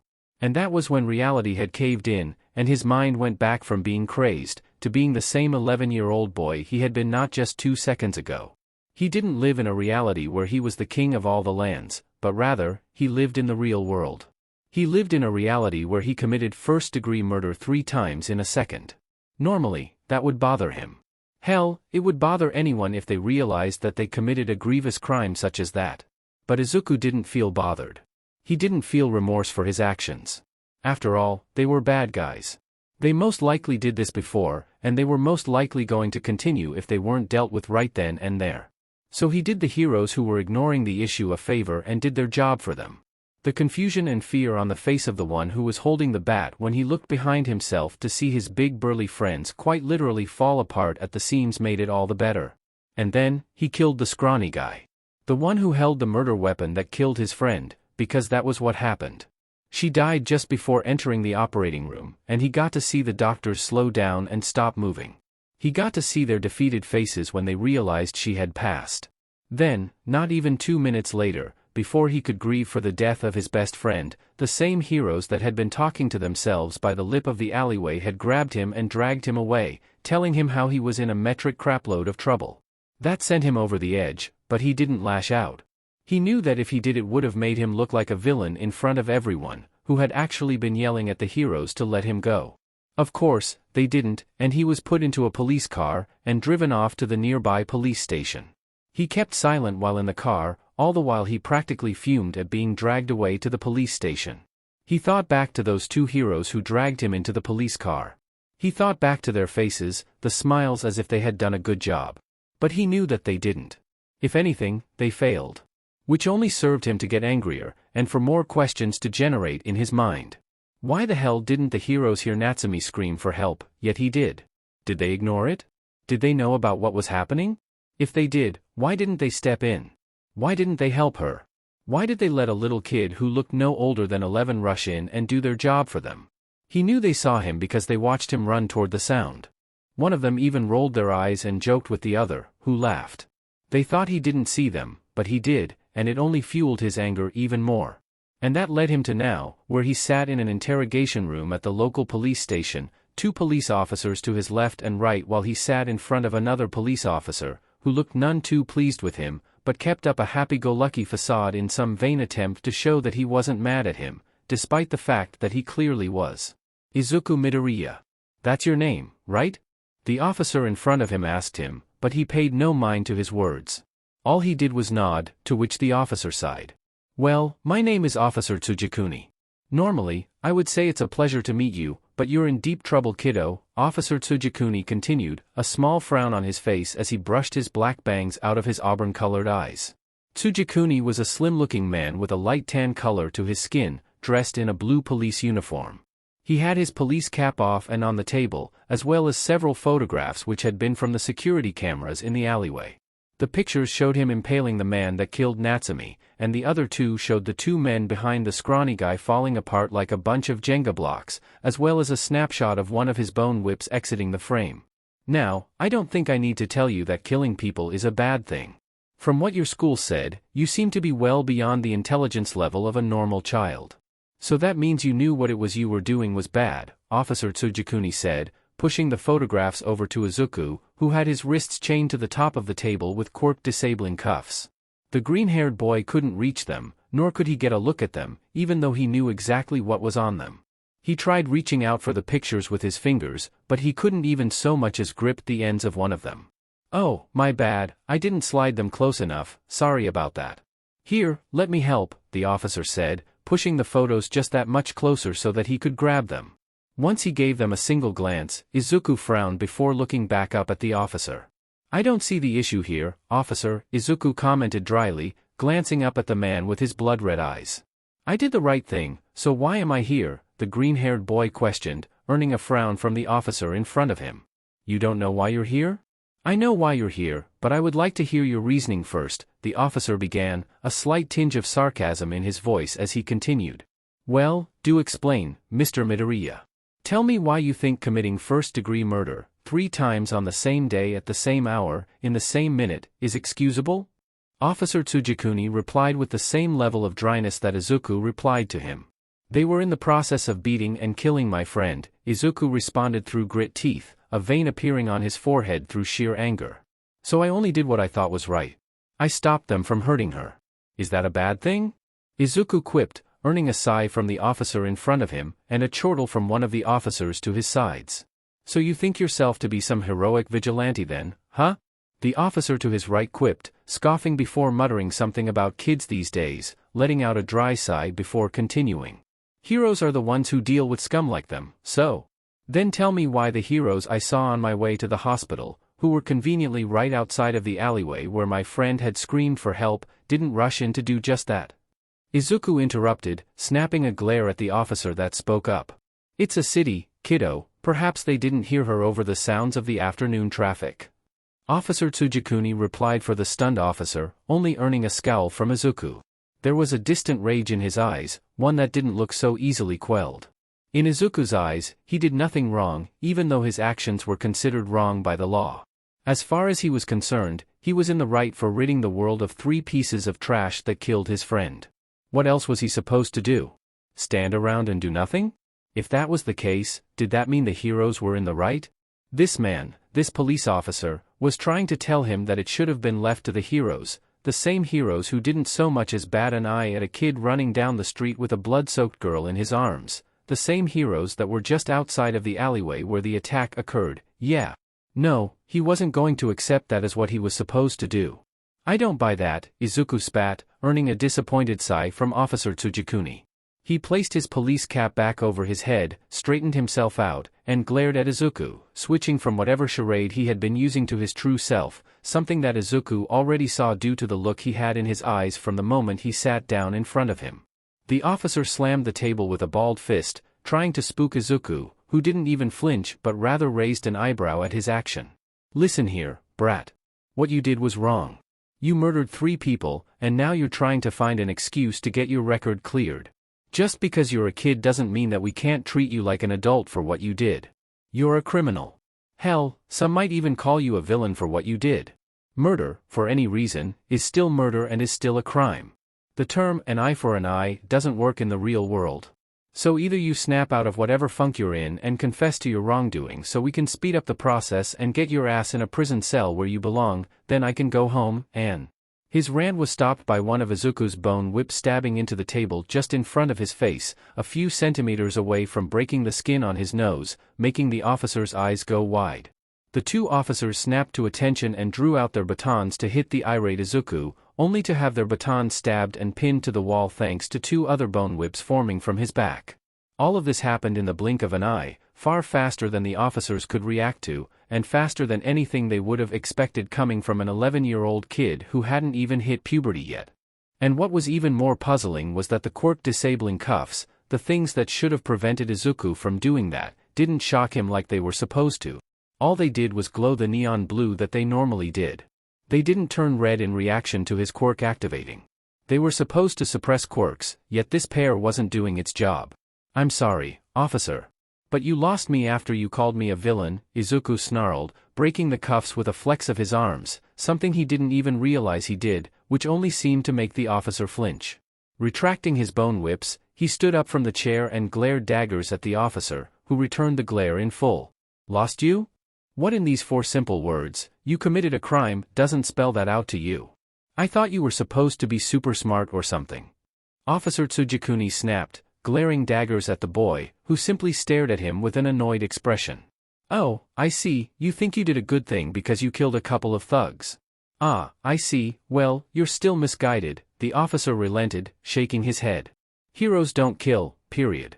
Those that do usually lose their license or are put on probation. Killing is never right, no matter what the situation. It doesn't matter how you justify it, Izuku Midoriya, you're still in the wrong, the officer spat, crossing his arms. However, his cool and collected demeanor was snapped to dust when Izuku's eyes seemed to glow with a burning hatred hotter than Endeavor's flames, and an apathy colder than water that Backdraft could spew from his hose hands. I would like you to explain to me where I am the bad guy in these photos. What did I do that was bad outside of killing those villains? I attempted to save my friend's life but failed if her death doesn't already scream that to me. I got rid of the villains who killed her, and now you're trying to spin it to make me, the person who got her out of that situation, the person who ran to the hospital with said bloodied girl in my arms, the person that did the hero's job form, look like the villain? Izuku growled, his eyes narrowing in the direction of Officer Tsujikuni, who kept a cold, calm, and collected expression. Oh, and let's not forget the fact that these 2 heroes stood around, doing nothing at all, even after she screamed for help. Let's not forget that these 2 heroes openly laughed when they saw me running to protect my friend. They were cracking jokes at her pain and suffering, officer. I wasn't about to stand around and do nothing while my friend was getting beat to death. Izuku snarled, slamming his hands down on the table with enough force to crack the wood. The 2 officers behind him grabbed him by the arms and pulled him back, or at least, they tried, as Izuku shook them off with no real issue at all, the force of the shake knocking them back into the wall behind him. If a hero's job is to save the innocent, then why didn't those heroes do their job?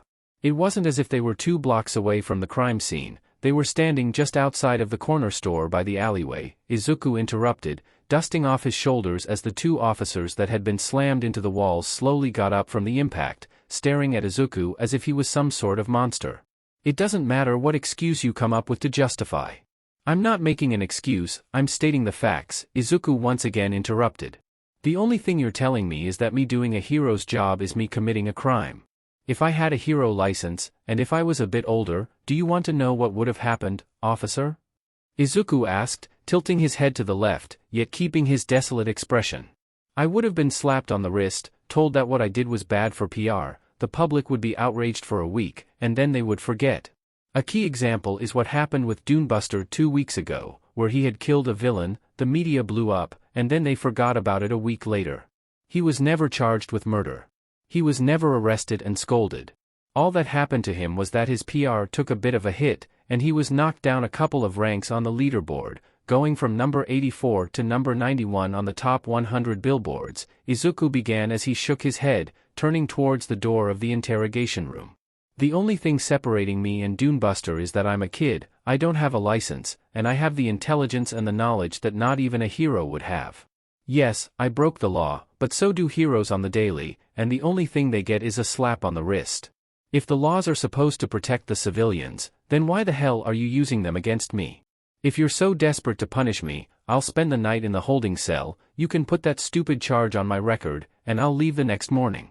That's what you're supposed to do, anyway. Not try and threaten me with more prison time that will never happen, Izuku finished, turning his head away from Officer Tsujikuni, who was beet red in anger.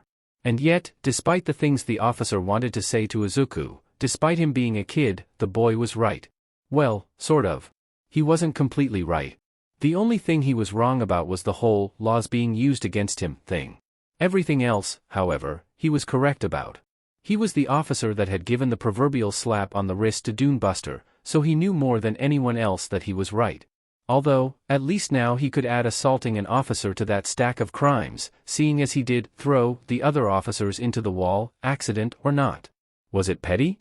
Yes. But did he care? No. After all, he did commit a crime, and no matter what the boy said to him, he wasn't going to change his mind about this choice. The kid was smart, scarily so, but just because he was smart didn't mean he was going to talk him into believing that he did no wrongdoing, when he did plenty of it. He had dealt with people as stubborn as him, and while he was still confused why the quirk-canceling cuffs didn't prevent the boy from using his quirk, he wasn't about to be intimidated by an 11-year-old. Izuku Midoriya was still a criminal, he still killed people, villains or not, and he would put those crimes on his record. The two officers that had been standing outside of the interrogation room escorted the boy to the holding cell, and he watched with a sort of glee as he was taken there. Maybe spending a night there would make him realize that what he did was wrong. The kid was obviously hyped on adrenaline, so maybe when he calmed down he'd come to his senses. Now he just needed to get someone to fix the walls of the interrogation room, and then everything would be just a tad bit better. I'm not paid enough for this crap. 20 hours later. Spending the night in the cold, dark, and dank holding cell had been abysmal, but it was what he had asked for, so he couldn't complain. He remembered his mother coming to talk to him through the cell doors, and he remembered the disappointed look on her face. She kept telling him that what he had done was wrong, despite the fact that he already knew that it was. When supper time came around, his mother had come back to give him the homemade dinner that she had planned to make, that being teriyaki and ramen. It was something that the officers weren't too pleased about. However, if there was one thing they learnt that night, it was that you were never supposed to get in the way of a mother on a mission, as seen when he watched as his mother scolded the two grown adults, who scampered away like scolded toddlers. Well, they didn't scamper away, but they did walk away annoyed and grumbling. The food was a bit cold, and it tasted bland just as all other food did, but he still liked it. There was nothing wrong with it, and he quite enjoyed his mother's company. He was alone in the holding cell until 1 a.m. when an out-of-their-mind drug user was thrown into the cell with him. The guy tried to choke him out in some sort of paranoid drug fit, and at that moment he realized he didn't need oxygen to live, so he let the guy do what he wanted for about half an hour, and when it didn't work, the guy gave up. He was hit in the back of the neck for his troubles with a chop to knock him unconscious so he didn't have to hear the ramblings of a crazed loony all night. By the time 6:30 came around, he was woken up by the guards and taken to the sign-out desk, where his mother was waiting for him. Through his mother, he learned that he was expelled from his school after a police officer told them what happened. He also learned that if he was caught on the school campus or near it by 5 feet he would be arrested and escorted home and put under house arrest. It was a natural reaction, one that he wasn't about to get angry about, although it did make one Inko Midoriya furious.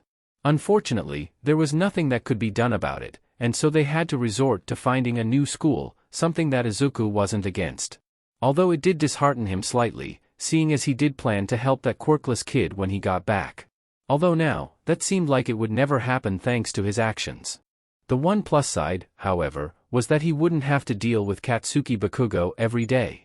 He wondered what Bakugo was doing, seeing as the whole school no doubt told everyone in there that their star student academically speaking was a murderer.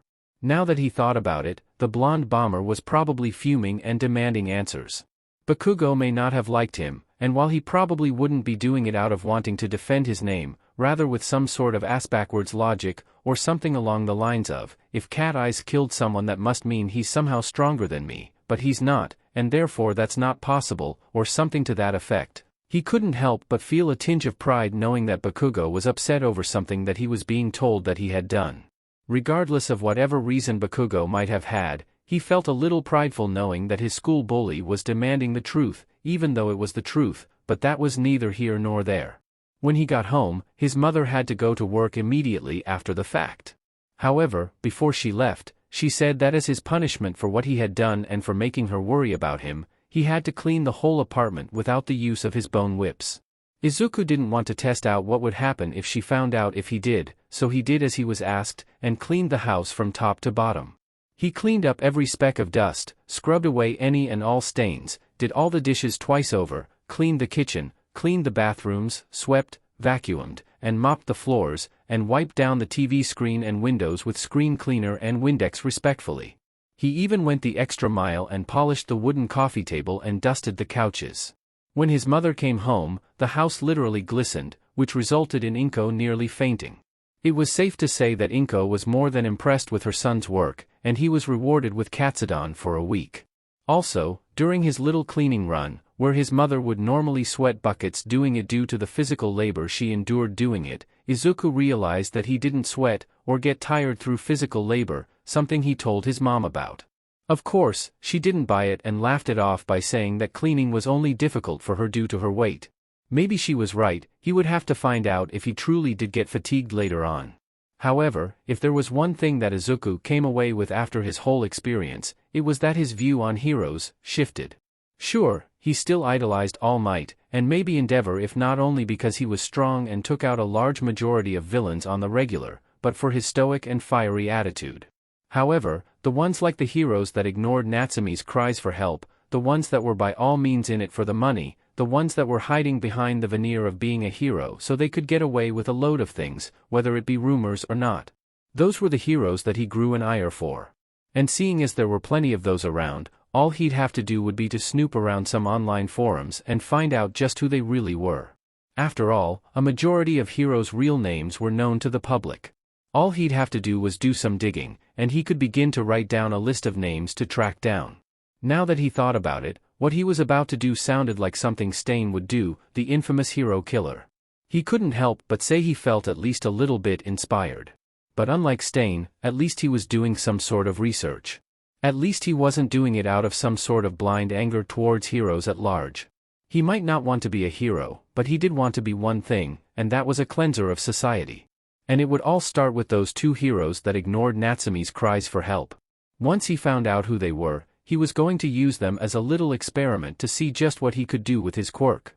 After all, there was a deep part of his mind that told him that he still had a lot to do, and a lot to grow, and that in time, he would grow to be the most feared creature of all time. No, not just the most feared creature of all time, but the most powerful creature of all time. And he wasn't going to lie, that primal, violent side of him that he had awoken back in that alleyway couldn't have been more excited. But that was for tomorrow. He had spent the whole day cleaning, and it was just about time for supper. His plans for cleaning out fake heroes would start then. But right now, he smelt Katsudon, and he had built himself up an appetite. The night sky shone with a brilliant bright silver light. Stars were dotted around the skies, amplified by the moon being at its final part in its cycle. April 21st was set to be a full moon. Seeing as tonight was that night, it only made sense for things to go just a little bit differently. And it was all thanks to one slight change on that cold, lonely, and strangely quiet April night that the course of history would take a dramatic swing. This one, small, insignificant action changed the course of history for decades to come. And this action was spurred on by one, exceedingly small, very insignificant death to most of the world. And thanks to that, it set the seeds of chaos, death, and destruction into motion. And what made things worse was that it was set completely unnoticed by the public, by the Hero Association, and by the world at large. But just how different would the future be? What could one death do to influence the future so drastically? Well, to explain that, and to explain why the future became what it would be, one would have to look at it from a different angle. The angle of the victims of this soon-to-be brutal crime. This quiet, cold evening was a turning point. The point in which history itself would be irrefutably changed for the near future, and for history to repeat itself. Tonight, April 21, 2111, 11:30 p.m., would be known as the rise of the Demon King. And it all started with an offhanded conversation between two pro-heroes. Two pro-heroes that were directly tied to the future being changed, forever. Did you hear? That kid we arrested a couple of days back got let off easy.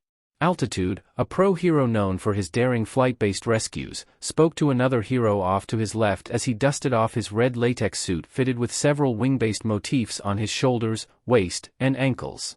The mask over his face only made his eyes visible, though they had been covered by bright blue goggles.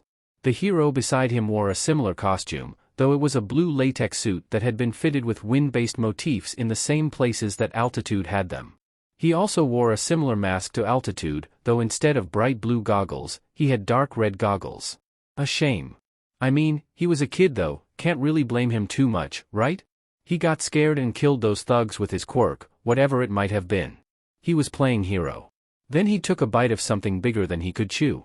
Quite frankly, I can hardly blame him. Gale, which had been the alias of the hero in question, replied as Altitude shrugged. Honestly? I think he just did it because he thought it would be cool. I mean, dressing in all black minus that hideous white tie looks kinda villain-like if you ask me. Reminds me of those spooky mob bosses you'd see in those pre-Quirk era movies, Altitude shot back, putting his hands behind his head. Both Altitude and Gale were twins, both with quirks that helped each other out. Altitude had a flight ability, and Gale could control the flow of the wind. Together, they made the perfect team when it came to flight-based rescues. They had also been known to stop suicides on a regular occurrence, but outside of that, to their fans, they were known to be sarcastic and sometimes outright refused to sign autographs. Truth be told, they weren't in it for the fame, at least so they said. However, they took every sponsor they were offered, every kind of merchandise brand deal, and anything that revolved around making a lot of money, without even a hint of hesitation. That included the strange, bizarre stuff like signing their rights and likeness to doujinshi artists to make erotic fanfiction of them if artists so pleased, so long as they got a 25% cut of the profits. They regularly did ads for companies to promote products, and they even did movie deals with known producers to cash a quick paycheck. Nobody ever told them that being a hero meant that they were only supposed to protect the people, and nothing else. That just came in the job description of being a hero. They're meant to protect the public. What was so wrong with making some extra cash here and there? Besides, they were once dirt-poor individuals with nothing to their names except the clothes on their backs. Growing up impoverished meant that, to them, every coin, every note, and every stack of yen, all of it, was something that meant more to them than they could have ever thought possible. Earning money was their main goal, no matter what, and saving people to do so was the best way they saw fit. Giving back to the community without having to spend a dime surely made up for all their sponsorships, right? As children, they lived off donations from generous adults and the food bank. The two's mothers died of a preventable illness because they couldn't afford the trip to the doctors, and their father was neglectful, abandoning them when they were little children. So, for them, making money was priority number one. Yes, saving lives was something they had to do, but never once did they complain about doing that throughout their career as heroes. They saved lives as much as possible, and they did so with pride. The Sky Brothers would even go as far as to donate to homeless charities, namely because they knew what it was like to be homeless. Truth be told, however, to the public, they were seen as cowards. And why? Well, they never got into fights. They still showed up to rescue people when a massive villain attack happened, but they never confronted the villains. That wasn't their job. They were rescue heroes, not combative heroes. Their quirks weren't designed to fight villains. That, and even with the minimal combat training they had, it wasn't enough to take down a full-scale villain assault. Henceforth why they maintained their roles as those that stop suicides and stop planes from crashing. Just because they made a lot of money, and mostly refused to do combat, didn't mean they, at least in their opinion, deserve to be called spineless cowards and to be hated by a lot of people, even their old friends from school. In their eyes, they saw it as needless hate that would die away eventually, which in turn would boost their ratings with the public, and therefore allow them to make more money so that they could help more homeless children, as well as splurge on themselves from time to time. The pair also knew they were targets of the hero killer Stain, and whenever they caught wind of him being in the area, they'd go into hiding to avoid him for however long he was in the area for. They knew they were no match for the professional hero killer. Even if he did have a big bounty over his head, they weren't that greedy to be stupid enough to take him out. Those types of things were for the combat heroes, not them. Was it cowardly? Certainly, and they knew it. But did that mean they were going to risk their lives fighting a battle they knew was fruitless? Absolutely the fuck not. In every interview they had, when the question came up about them going after villains, this is what Gale had to say. I've said this once, Altitude said it once, and we'll say it 1,000,000 times over. We are not combat heroes. We have next to no combat training. We will never fight villains, and on the off chance we do, it'll always be with someone who has training in that department. We are rescue heroes. It is true that we will fight if we absolutely must, but if we have the choice to avoid conflict, and there are no civilians that we need to swoop in and save to get out of harm's way, we will avoid it like the plague. If you don't like it, then that's on you. We're human, too. The last thing we are tools that you get to command. Many people were displeased with the interview, especially with that answer. But the Sky Brothers didn't care. They knew what they were, and they would stick with what they could. Right now, the twin heroes were walking down the sidewalk in an empty part of the city doing one of their regularly scheduled nightly patrols. It was the only part of the city that lacked a severe number of villains, so it was safe for them. They had just gotten finished stopping a commercial jet from crashing into the ocean by the border of the Kanto prefecture, so to say that they had their fair share of action for the day was an obvious no-brainer. The last thing they wanted was to run into a villain hellbent on causing havoc. If anything, they were looking for suicidal teenagers or adults to save before they hit the ground, or even better, talk them out of it completely. Just because the kid dressed sharp, doesn't mean the kid was in it to look cool, and you know it, Gale said, rolling his eyes underneath his goggles as Altitude snickered. You're just saying that because you thought his suit looked cool, aren't you? Altitude questioned as Gale groaned, face-palming as he shook his head, glancing over at his twin brother with an annoyed look underneath his goggles, one that Altitude could feel, making him shudder just a little bit. Geez man, don't get your non-existent panties in a twist. I was just joking.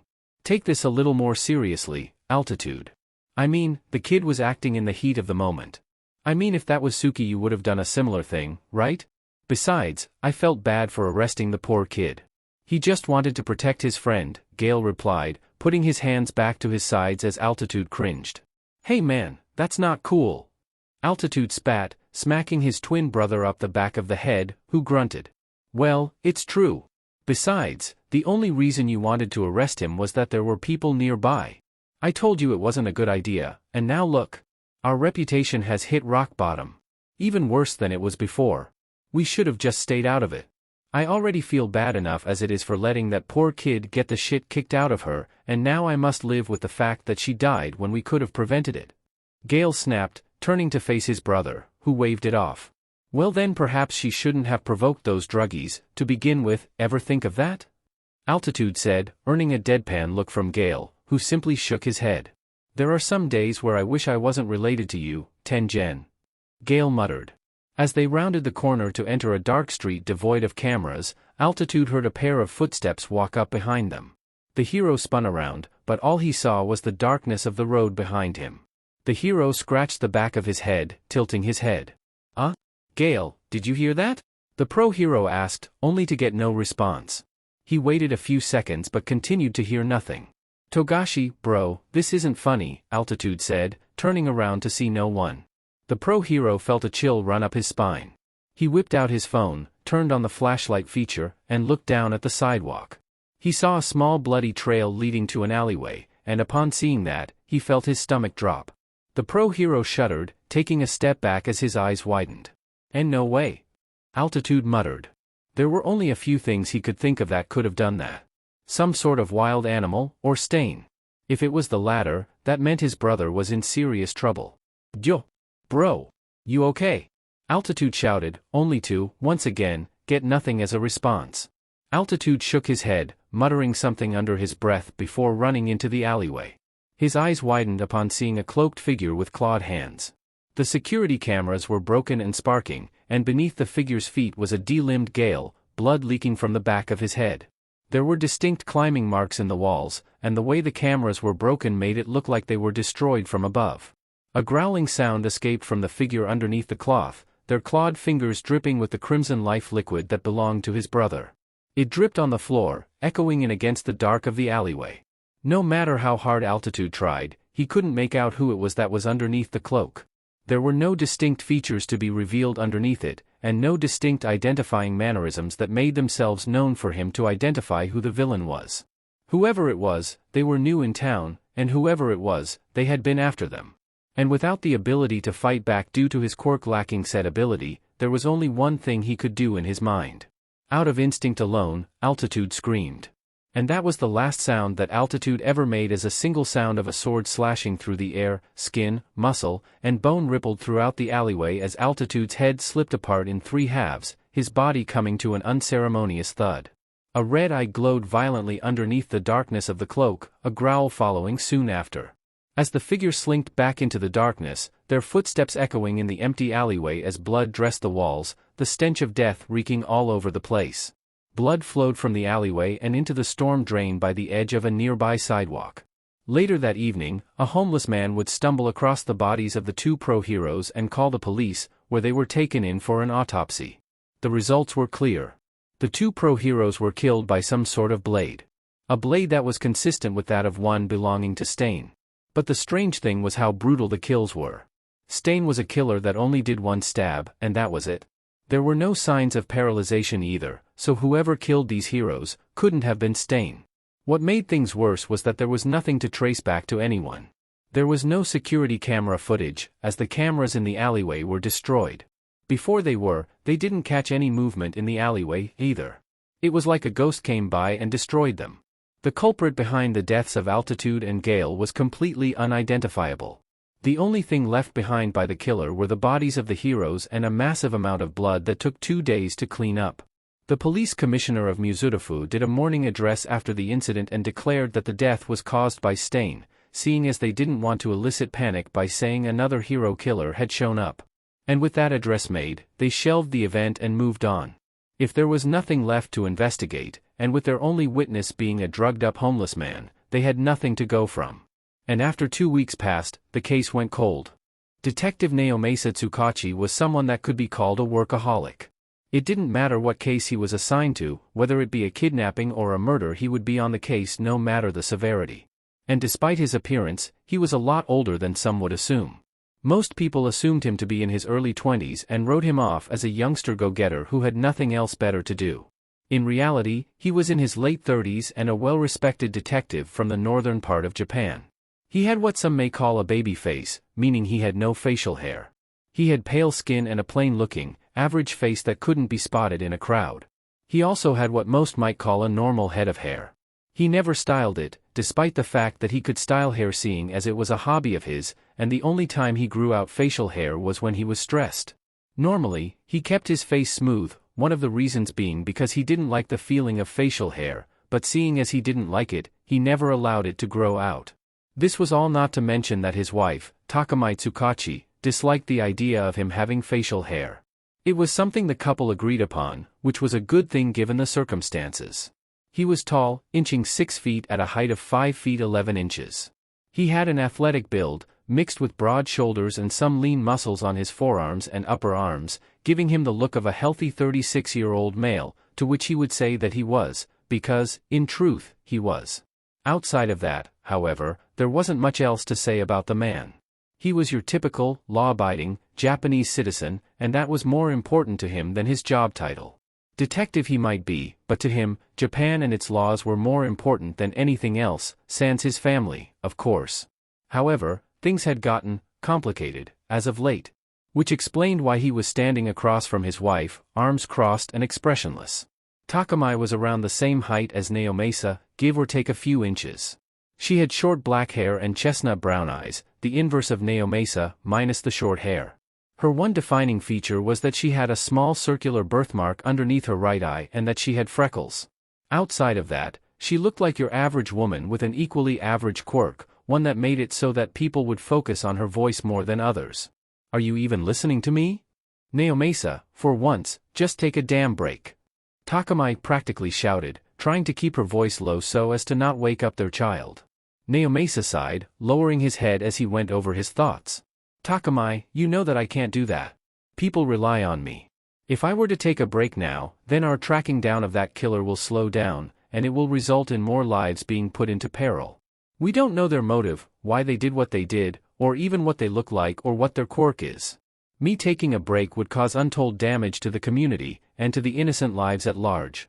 Besides, right now I'm tired of arguing, so, if you're so tired of arguing, then do what I say, and take a damn break. Takamai interrupted, stamping her foot down on the tile floor, Naomasa looking up at her with narrowed eyes. Look, I understand that your job is important. But even All Might takes breaks. Fucking All Might, Naomasa. You know, the top pro hero in all of Japan. That is not a fair comparison, and you know it. Naomasa snapped, a frown taking up his visage, Takamai shaking her head. Yeah, you're right. At least All Might listens to others. You're too stubborn for your own good, Naomasa. It's our daughter's 11th birthday tomorrow, and you won't even take a break for that. If that is how much you genuinely care, then I am done, Takamai said, crossing her arms as she turned to walk away. What? But nothing. Naomasa, if you care about our relationship, and if you care about your daughter, then you will take a break and call in for the week. There are other detectives at the station, you do not need to be there all day, every day. Now, if you were smart, you would head to bed. Good night, Naomasa, Takamai said, leaving the kitchen, not bothering to wait for Naomasa to say anything. She walked up the stairs, and the last thing that he heard was the upstairs door to their bedroom slamming shut. All Naomasa could do was stand there, body tense from the argument, eyes looking at the ground as he considered everything that Takamai had said. She wasn't wrong, which was the upsetting part. He had forgotten his daughter's birthday and had forgotten how old she was turning. And the fact that he forgot that made his stomach churn. How could he forget that? How absorbed in his little world had he been that he had forgotten his daughter's special day? If Mikon had found out that he forgot her birthday. Maybe I do need to take a break. Naomasa murmured, looking down at the floor. Shame weaved throughout his body as he looked back at the time. 11:30 p.m. It was 30 minutes to midnight, and he had only gotten home 25 minutes ago. He had been held up at the office with important paperwork, and seeing as he woke up at the crack of dawn to get to work, he never got the chance to see his daughter that day. The detective looked down the hallway. The only thing he could see was the outline of a mirror at the end of the hall. There were a set of 3 doors, 2 on the left and 1 on the right. The one on the right was a bathroom, and the 2 on the left were a bedroom and a playroom. The bedroom belonged to Mikon, his daughter. Naomasa slowly walked down the hallway, tiptoeing so he didn't wake her. He reached out to her door, gently turning the door handle and pushing it open slowly. Inside, bundled up in an Edgeshot-themed blanket, was his daughter, her medium-length brown hair resting on her back, her face turned away from the door as a silent snore came from her corner. Naomasa smiled, slowly closing the door as he stepped back. Good night, Michan. Naomasa whispered. The name he used to refer to her was a nickname that he gave her when she was 2 years old, one that now, even though she thought embarrassing, she still liked. Turning to go up the stairs, he felt his heart skip a beat. He thought of his daughter, and how upset she would have been if she found out that her parents were separating. That kind of thing traumatized a child. Having one or more parents leave their life, no matter when, was something that always messed with them. And it wasn't as if any of it would have been the fault of his wife, either. Because, in all fairness, she was correct. Even if that meant he had to put his ego away, and face reality. It was a small price to pay to keep the wife and kid happy, and he wouldn't mind doing that. After all, why wouldn't he? Naomasa was a father and husband first, and a detective second. It should have always been like that, but with the recent Gale and Altitude murders, he let his compulsive need to finish something completely take him over. Perhaps tomorrow, he could take a break, or maybe even the rest of the week. Besides, what was the harm in doing that? Takamai is right, other detectives could fill in for me. My family needs me. The last thing I want to turn into is my father. And with that, Naomasa slowly entered the bedroom he shared with Takamai, who was already sound asleep. Quietly, he took his pants and shirt off, leaving his underwear on, then crawled into bed, turning the other way and closing his eyes. Just before he could doze off to sleep, he felt a pair of arms wrap around his waist, and the sensation of a head resting against his back. He glanced over to his shoulder and saw Takamai. Turning his head back to where he was staring, he put his hand on hers, gently wrapping his fingers into her own, smiled, then felt whatever remaining energy he had in his body drain away as he was whisked away into the land of dreams. Izuku woke up earlier in the morning with a sense of fulfillment. There were very few things that gave him that sense of accomplishment, one of which was the sensation of completing a task.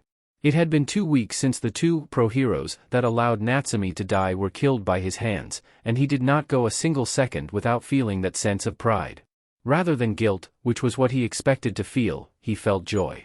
He was glad that scumbag heroes like those were off the streets, but more importantly, he felt as if he got the revenge Natsumi so rightfully deserved. Due to their laziness, and due to their inability to do as they were supposed to, a human life was cut short that day. And even though Izuku may not have been human, he knew that human, bonded with that human, and grew to know them for the better half of 2 years. And then, he got to thinking. There were more cases of these so-called pro-heroes, costing the lives of thousands due to ineptitude. Even All Might had failed several times in saving the lives of innocents due to mistakes, common mistakes, mind you, but mistakes nonetheless. Was it outlandish to believe that small mistakes were entirely the fault of heroes? Yes, absolutely. But major, life-threatening mistakes on the other hand? Now those were completely different issues. One that he had to think about. How was he going to judge who to kill, and who to let live? The answer should be simple, but it wasn't. Several questions had to go into who had to be killed next. It wasn't as if he could just make up a reason. He wasn't a mindless serial killer. What he was doing, at least in his mind, was bettering the world of heroism. Ridding the world of those that infiltrated the system only for fame, money, and constant praise was a good thing. But at the same time, he had to be methodical. He wasn't about to kill someone for doing one sponsorship. Heroes were people, too. They had lives, mouths to feed, and families to care for. If a hero needed money and took 1, maybe 2 sponsorships to make ends meet, why not? He saw no harm in that. However, doing it constantly, while reportedly being rich, that was crossing the line. Unless they had a history of donating the money, then those who constantly did sponsorships and barely helped out the community were those that needed to die. That being said, there was another part of Izuku's mind that he had to overcome, as well. While balancing the idea of who to kill and who not to was already difficult, there was something else that, while not at all part of the conversation, was equally as dangerous as letting his anger get the better of him, like when he killed those villains in the alleyway, the same ones that killed Natsumi. And that was something that he never had experienced before up until now. That being the thrill of the hunt. The thrill of chasing down prey, and the thrill of ending their lives. A part of him told him that it was natural. But another part told him it was wrong, that what he did to those heroes would be something that Natsumi wouldn't have wanted him to do. That he took it too far. Sadly, it had been drowned out by the far louder noise, telling him that his job wasn't finished. That there were more heroes like them to purge. Izuku was no fool. He knew about the hero killer Stain. Izuku wouldn't lie when he would say that he, in some strange sense, looked up to the hero killer. There were things that Stain did and said that Izuku found hard to ignore. He brought up genuine points, but no one was willing to truly listen, writing him off as some deranged lunatic. Stain had killed several hundred heroes over 3 years, 45 heroes per year since his start. However, that was because he wasn't doing any research. Some of the heroes he killed were innocent, save an ad read or 2. Sure, perhaps half, maybe a few less, of those heroes deserved death, but a majority of them? Not so much. But unlike Stain, who did his killings based on instinct, Izuku would not fall for the same trappings. After all, why would he? He had months to prepare, and unlike Stain, who was widely known to be who he was with no alternative identity to hide behind, Izuku was an unknown force. Quite frankly, he didn't care for any attention either, so if his kills were blamed on Stain, then so be it. Having a scapegoat would make things far easier. Izuku, have you done any more of those online courses? Inko's voice called out from beyond his bedroom door, the 11-year-old boy glancing over his shoulder as he sighed.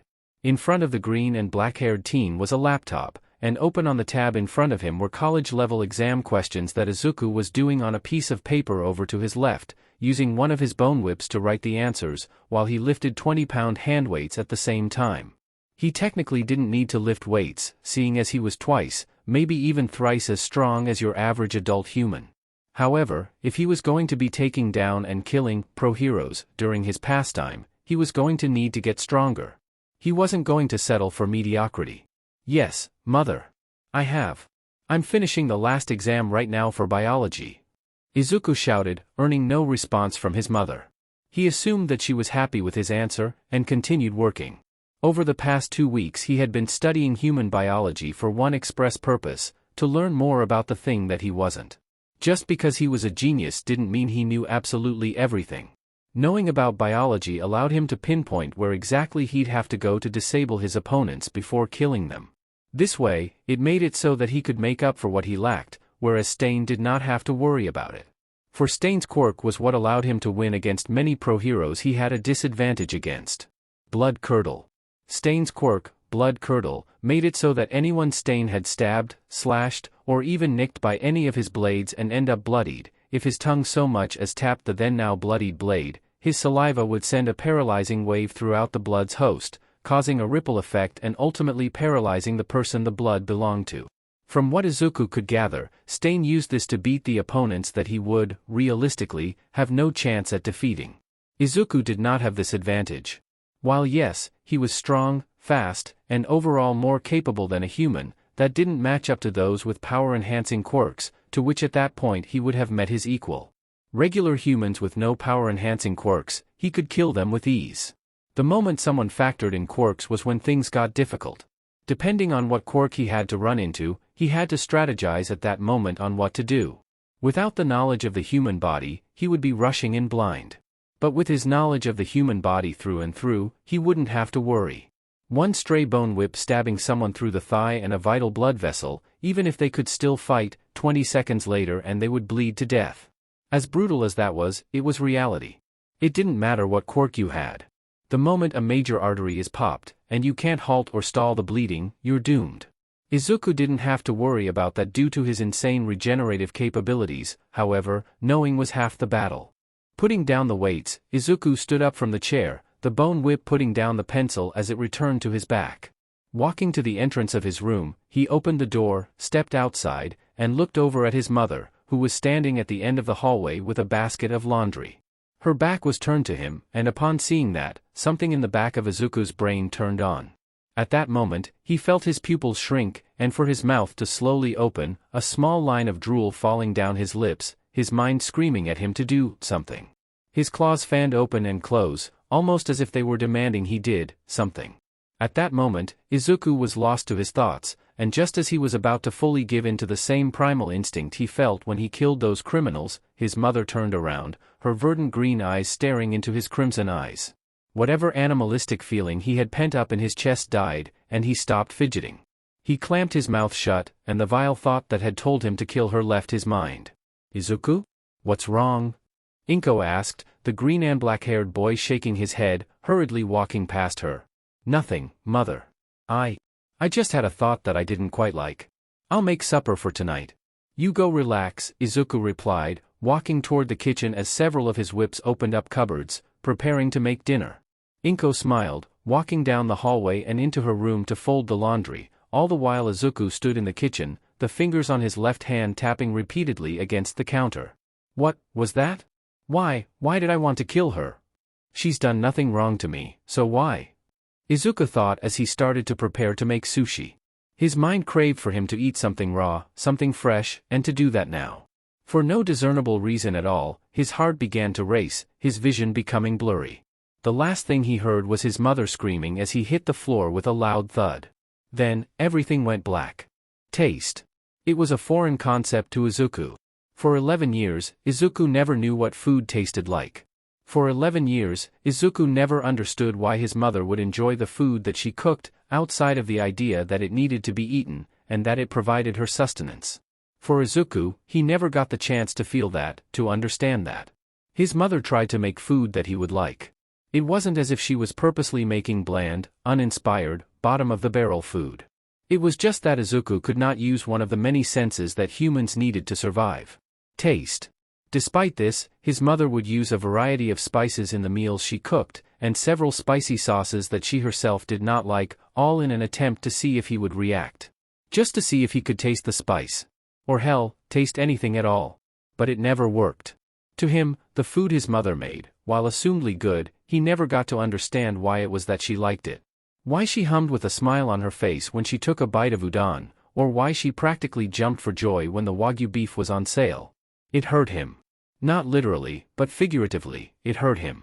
And so, he had given up on believing that one day he would be able to taste, believing that he had been what his doctor had called him, taste deaf. That he would never get to enjoy the simple pleasure of tasting the food that his mother loved to cook so much. But this was different. His vision was blurry. All he could see was red, his senses were going berserk, that much he knew. His hearing was fuzzy, so he couldn't make out the visceral screams that surrounded him. He felt his claws dig into something, all while he was eating, some form of meat. He could tell by the texture of the food that it was raw, but even so, it had taste. For the first time, he was able to taste food.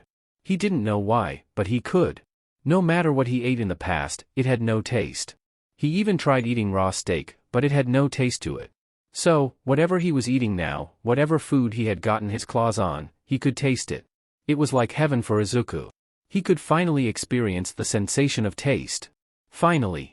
After all these years, he could understand why his mother loved to cook the food she did. It was because the taste felt like home. It reminded him of all the good times he had. All the times he had smiled, all the times he had watched movies with his mom, all the times he had played at the playground with Natsumi. And he couldn't get enough. He couldn't compare it to anything, but he knew it tasted amazing. It was like heaven itself had fallen from the skies above and landed on his tongue. And so, because of that, he kept eating, kept shoveling the food into his mouth as if he was starving. He wanted more, he needed more, he craved the taste. As he ate, his body felt rejuvenated, and the sensation he had been feeling earlier was no longer there. That dizzying feeling, the sense of fatigue. All of it had disappeared. He was no longer feeling delirious, or wobbly, or salivating at the mouth for food. He felt his heartbeat slow down to a regular pace, his vision slowly beginning to return to normal, and his breathing going back to how it was before. But as his vision returned to him, it brought upon him a sight that he never, ever wanted to see. A sight so grisly that it would forever be locked into his memory for the rest of his days. And it all started with one thing. Blood. There was so much blood. It coated the walls, smothered the floors, and dripped from the ceiling. Large smears of bright red liquid decorated the ends of the hallway, culminating in the pool of the stuff right beneath him. His hands were smeared in it, the points of his claws dripping in the substance. On the ends of some of his fingers were flaps of skin, dripping in the liquid life. He jumped back, tripping over something. When his butt hit the floor, he was greeted by a half-eaten, dismembered leg. His eyes widened, following to where the leg had been formerly connected, and that was when he saw it. Her chest cavity had been ripped open, ribs exposed for the world to see. Her face was marred with a look of dread, betrayal, and horror. Tear stains ran down her cheeks as she lay there, limp and unmoving. A part of her head had been cracked open, and from what Izuku saw, unless you knew the finite details of how she appeared, recognizing her would be nearly impossible.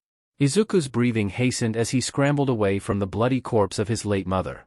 His eyes widened, as he looked at the blood trail that started from the kitchen, and ended by the edge of the hallway. Did he do that? Did he eat his mother? No. This can't.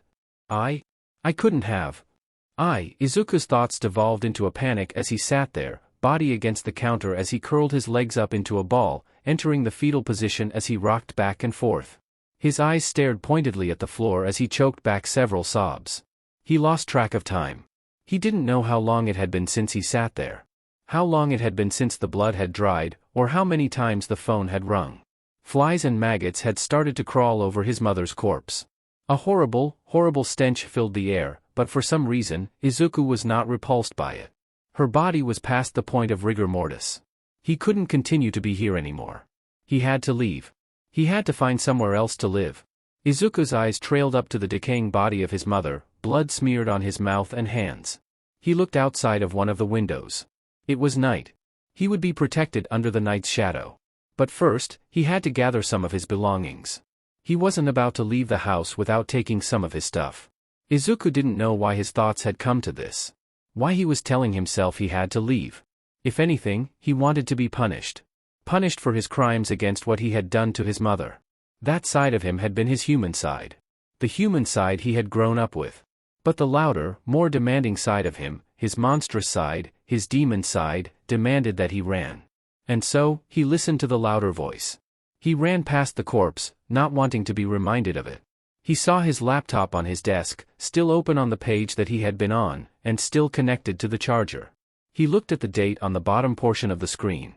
He had sat there for almost a whole week. He shuddered at the thought but moved past it. He had to if he wanted to try and salvage whatever life he now had. Izuku grabbed his laptop and charger, swung open his closet, and snagged a suitcase. He put the device in there, as well as all the clothes he knew fit him, his fedora, his ties, his suits, all of it. Izuku also took a few of the books he had, including the one on human anatomy that the corpse in the hallway bought him. After he had packed up everything, he ran to the back window. Like hell, he was going to use the front door, especially after what he had done. He threw the suitcase out the window, shattering the window in the process. It landed on the balcony that had been attached to the back of the house, and as Izuku slipped out, he gave one last glance at his former home. I'm sorry. I'm so sorry, Mom. No. I can't excuse myself. Not anymore. What's done is done. Her death will always burden me, and I shall never let myself forget it. And with that thought, Izuku Midoriya left. Mitsuki Bakugo was a very, very simple woman. Not simple as in stupid, she was actually razor smart. She had to be considering she worked for a high-end support company. Rather, she enjoyed the simplicities that life had to offer. She enjoyed walking, enjoyed her favorite shows, and enjoyed cooking for her family. But, Mitsuki was also the type of woman who didn't take no for an answer, depending on what it was, of course. But, that had been beside the point. If one were to describe Mitsuki Bakugo, the first thing they would point out was her flawless skin. Now, granted, that was thanks to her quirk, glycerin, which made her skin as smooth and as youthful as when she was in her early 20s, despite everyone knowing that she was in her late 30s. Her hair was ash blonde, just like her son, Katsuki Bakugo. And just like her son, she had bright red eyes. Also just like her son, she had quite a temper. Currently, she was wearing a blue shirt and brown cargo pants, a rather basic yet also simple outfit. And right now, she was violently hammering on the Midoriya household's front door. Now, why could she be doing that? Was she mad at them for some reason or another? No, actually. If anything, she was worried for her best friend and longtime wine-drinking buddy Inko Midoriya. The two had known each other since elementary school, and never once did she miss a phone call.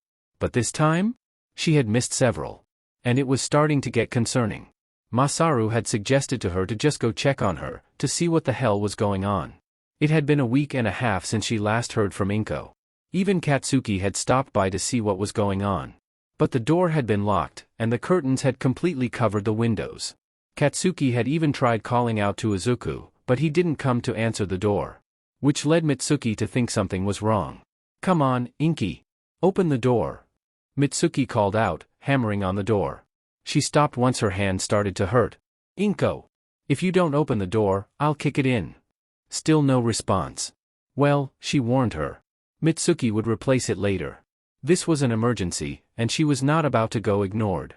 Placing the flat end of her leather ankle-high boots on the surface of the door, she kicked it open, the door nearly falling off of its hinges due to the force of the kick. And as soon as the door was opened, an awful, revolting smell followed suit, making Mitsuki gag. She coughed several times, looking away from the door as she bit back tears of agony. The smell was that putrid. Pinching her nose, she slowly stepped into the house. All the lights were off, and one of the windows by the kitchen had been broken. She fished out her phone to get some light into the place, and what she saw nearly made her scream. There were claw marks everywhere. Deep scratches on the walls, broken dishes and plates, toppled furniture, and worst of all, blood. So much blood. It had been dried, meaning the house had been like this for at least a handful of days.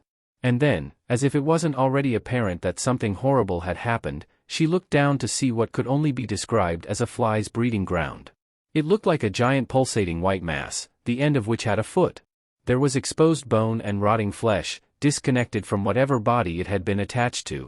Mitsuki felt a sense of dread. She didn't want to think about who that leg belonged to. But, it wasn't as if she had been given much of a choice.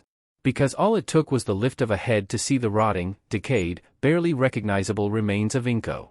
That had been the final straw as Mitsuki let out a horrible, blood-curdling scream.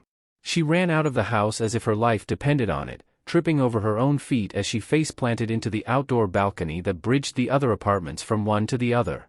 Scurrying to pick herself up, Mitsuki wanted to throw up, and she did just that. She walked over to the edge of the balcony and threw up everything that she had recently eaten. For 3 whole minutes, Mitsuki barfed, and when she was done, she was still gagging on the horrid smell that wafted from the blood-soaked apartment. The next thing she did right after that was called the police. It didn't take long for them to arrive, especially after the reporting of what was most definitely murder. Mitsuki was escorted away from the scene, body shaking and eyes wet from tears. Everything made sense now. It explained why Inko wasn't answering the phone. Inko was dead. But not only was Inko dead, but she had also been dead for at least a week. Maybe longer. The only question on her mind now was where Izuku was. She hadn't the nerve to re-enter the house to look for the green-haired boy, or whatever remained of the green-haired boy. The idea of Izuku meeting a similar fate made the ash-blonde-haired woman want to violently punch a wall. Whatever villain had done that to her best friend, they were going to pay. And while she might have been powerless to do something, she knew the heroes and the police would be able to. She just hoped that whatever villain did this to her best friend was put away for a long, long time. Or worse. 2 weeks. That was how long it had been since Izuku Midoriya had murdered and devoured his own mother. 2 weeks, and in that time Izuku had learnt a lot. Of course, it took him a while to find a place to call his own. He found an old abandoned building that amazingly had power. He wasn't the only squatter in that building, but he hadn't met or seen any of them yet.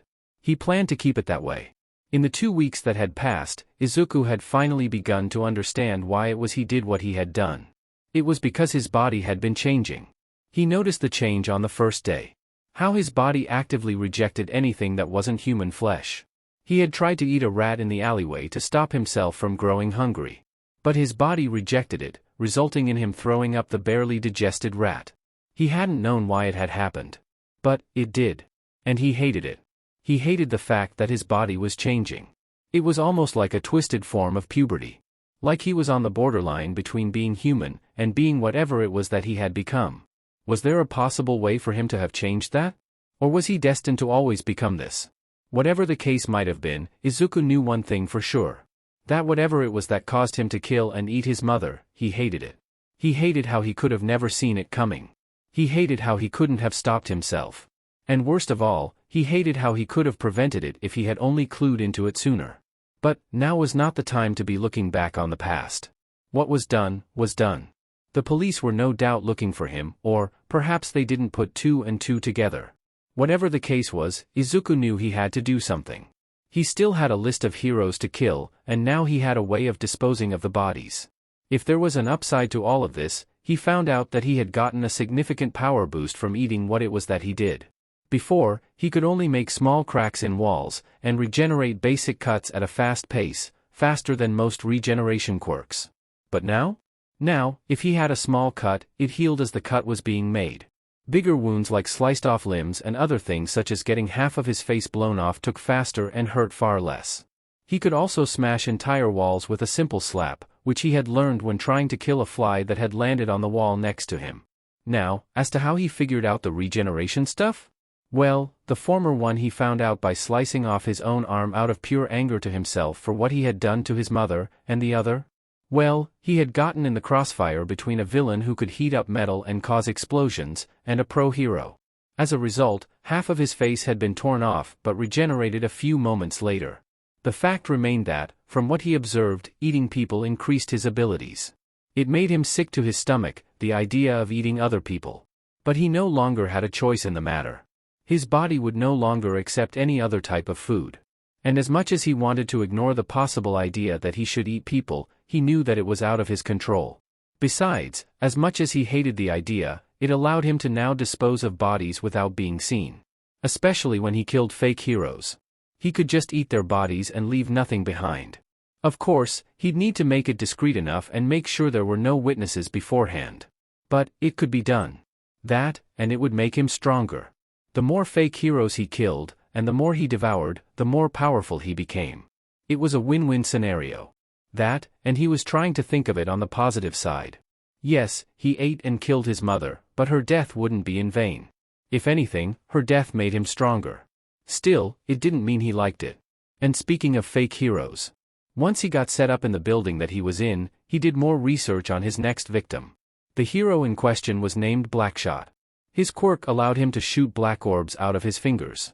The black orbs would latch onto someone's body and impede them, and in doing so would add weight to them, making them slower and easier to capture. He had captured and arrested over 80 villains in his short time as a hero, and saved hundreds of civilians. However, his good deeds did not cover for the bad. According to several sources, some trustworthy and others sketchy at best, and misleading at worst, he had sexually assaulted several of his female interns. Sometimes it was mentioned how he also sexually assaulted some of his male interns, as well. However, his PR team was able to cover up all of them from the public. What made things worse was that some were as young as 15 years old, the oldest recorded case being 23 years old. And the best part?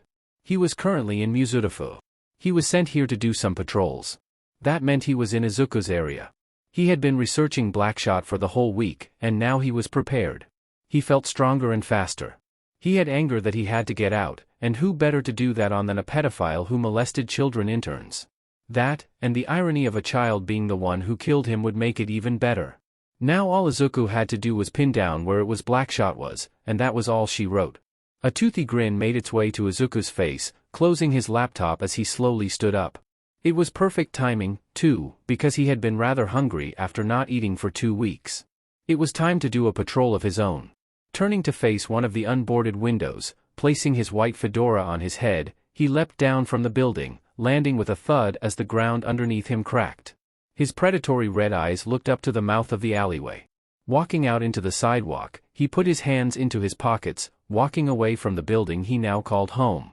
Walking the streets now had a different feeling. Everyone he walked next to, he now had to consider prey. He was a predator, walking amongst his future prey. Well, that was if he ever planned on targeting innocent civilians. Though, he doubted it. He doubted that he would ever hurt the innocent. As far as he was concerned, those who harmed the innocent and those who paraded around as heroes, but were anything but, were the ones that had to fear him. He would never take another innocent life, ever again. He made that mistake once, and it was one that he told himself he would never do again. But, a dark, nasty part of his mind told him that he could never be too sure about it. After all, he had murdered his mother in cold blood. What was going to stop him from ripping apart another civilian? What if his bloodlust and hunger got too much for him to control, and he ended up devouring an innocent child walking home from school? There were so many what-ifs, but Izuku had neither the time nor the patience to sit through them all. He had to find and kill the fake hero he had his sights on. He would worry about the what-ifs at a later point. It took him a few hours, the sun on the verge of setting, but eventually, he found someone who looked like the hero in question.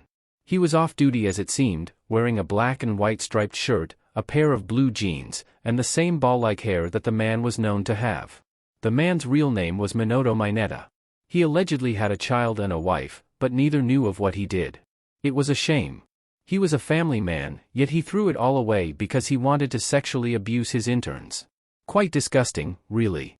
Izuku wanted to growl once he saw him, but he kept a lid on his anger. It was still daylight, and tons of people were still around, heading home from work. They'd hear him scream if he dragged the fake into an alleyway. So, he'd have to do something to get his attention. Izuku walked past the man, bumping into his leg on purpose, making him snap out of the trance he seemed to be in. Their eyes met, and then he looked at Izuku's hand. He had stolen the man's wallet. Immediately, the boy ran, and once he found a secluded enough section of the city, he ducked into a far-away alleyway, far enough away so that no one would try and look into it if they heard someone scream. The best part? The man had followed him the whole way. Izuku smirked. He fell for the bait hook, line, and sinker. Izuku jumped up to the wall, avoiding the security camera that was about to turn in his direction. Using his bone whips, he counted each camera, then destroyed each and every one of them. It took only a few seconds, and by the time Minato walked into the alleyway, Izuku was back down on the ground, Minato's wallet in hand as the fake hero glared at him. "You messed up, kid. I'm a pro hero, you know that. That's stealing, which means you can be put under arrest," Minato exclaimed, pointing his finger at Izuku, who rolled his eyes. "Says the pedophile," Izuku spat, glaring at the fake hero, whose eyes widened. "Oh? You thought your PR team would hide all the allegations levied against you? How naive can you be? It's quite disgusting, really. Some of the stories, Izuku said, his voice radiating with rage as he crushed the pro-hero's wallet, dropping it to the floor as he stomped it into the ground, the pavement cracking as he did so. Shuichi Nagamoto, 17 years old, claimed you had raped him in the bathroom of the internship building, and proof of such had been found. They were prepared to take you to court, but your lawyers squashed the case before it could go to court, paid the boy's family 25 million yen to keep it hush-hush, and then suddenly the suit was dropped. Izuku snarled, flexing his claws inward and out from his palm. Minato scoffed, a black ball appearing on his fingertip. Those are just allegations. They have no proof. Why do you think it was so easy to squash them in court? Minato replied, a nonchalant tone to his voice. Chihiro Sakamura, 16 years old, claimed you had pinned her to the wall using your quirk and forced her to suck you off, or else you'd blacklist her from every agency in Esuha. There is video evidence to suggest that you did that one. But, once again, your lawyers squashed it down as doctored footage and doctored it themselves to prove that claim. In fact, it was on the same day as the tape had been recorded, meaning the prosecutor at the time couldn't prove that it wasn't edited by the family, leading to the case being funneled out of court. Well, it was doctored by the family. Why would I do that to someone? Minato snarled, his eyes narrowed at the green and black-haired boy. Besides, why should I even answer to a brat like you? Ha! Now, prepare to feel the full force of. He wasn't allowed to continue as a bone whip stabbed through his throat, faster than he could react. Minato tried to back away, only for Izuku to reel him in like a fish on a hook, then using his claws, stabbed the hero's chest with them, blood rocketing out of his mouth. I could go on and on about your crimes, Minato Mineta. That barely even scratches the surface of the horrible things you've done. You're a fake hero and a monster who shouldn't be allowed to live in regular humane society. I'm bringing justice to all the kids and adults you abused, and when they hear that you died, I can only assume they'll be cheering and crying for joy. Your crimes may have gone unpunished by law enforcement, but they won't be ignored by me. And just like that, the light in Minato's eyes vanished, his body limp in Izuku's hands. Izuku's sneer turned into a toothy smile as he slammed the fake hero's corpse to the ground, dragging him behind a dumpster and a few trash cans, completely hiding the corpse from public view.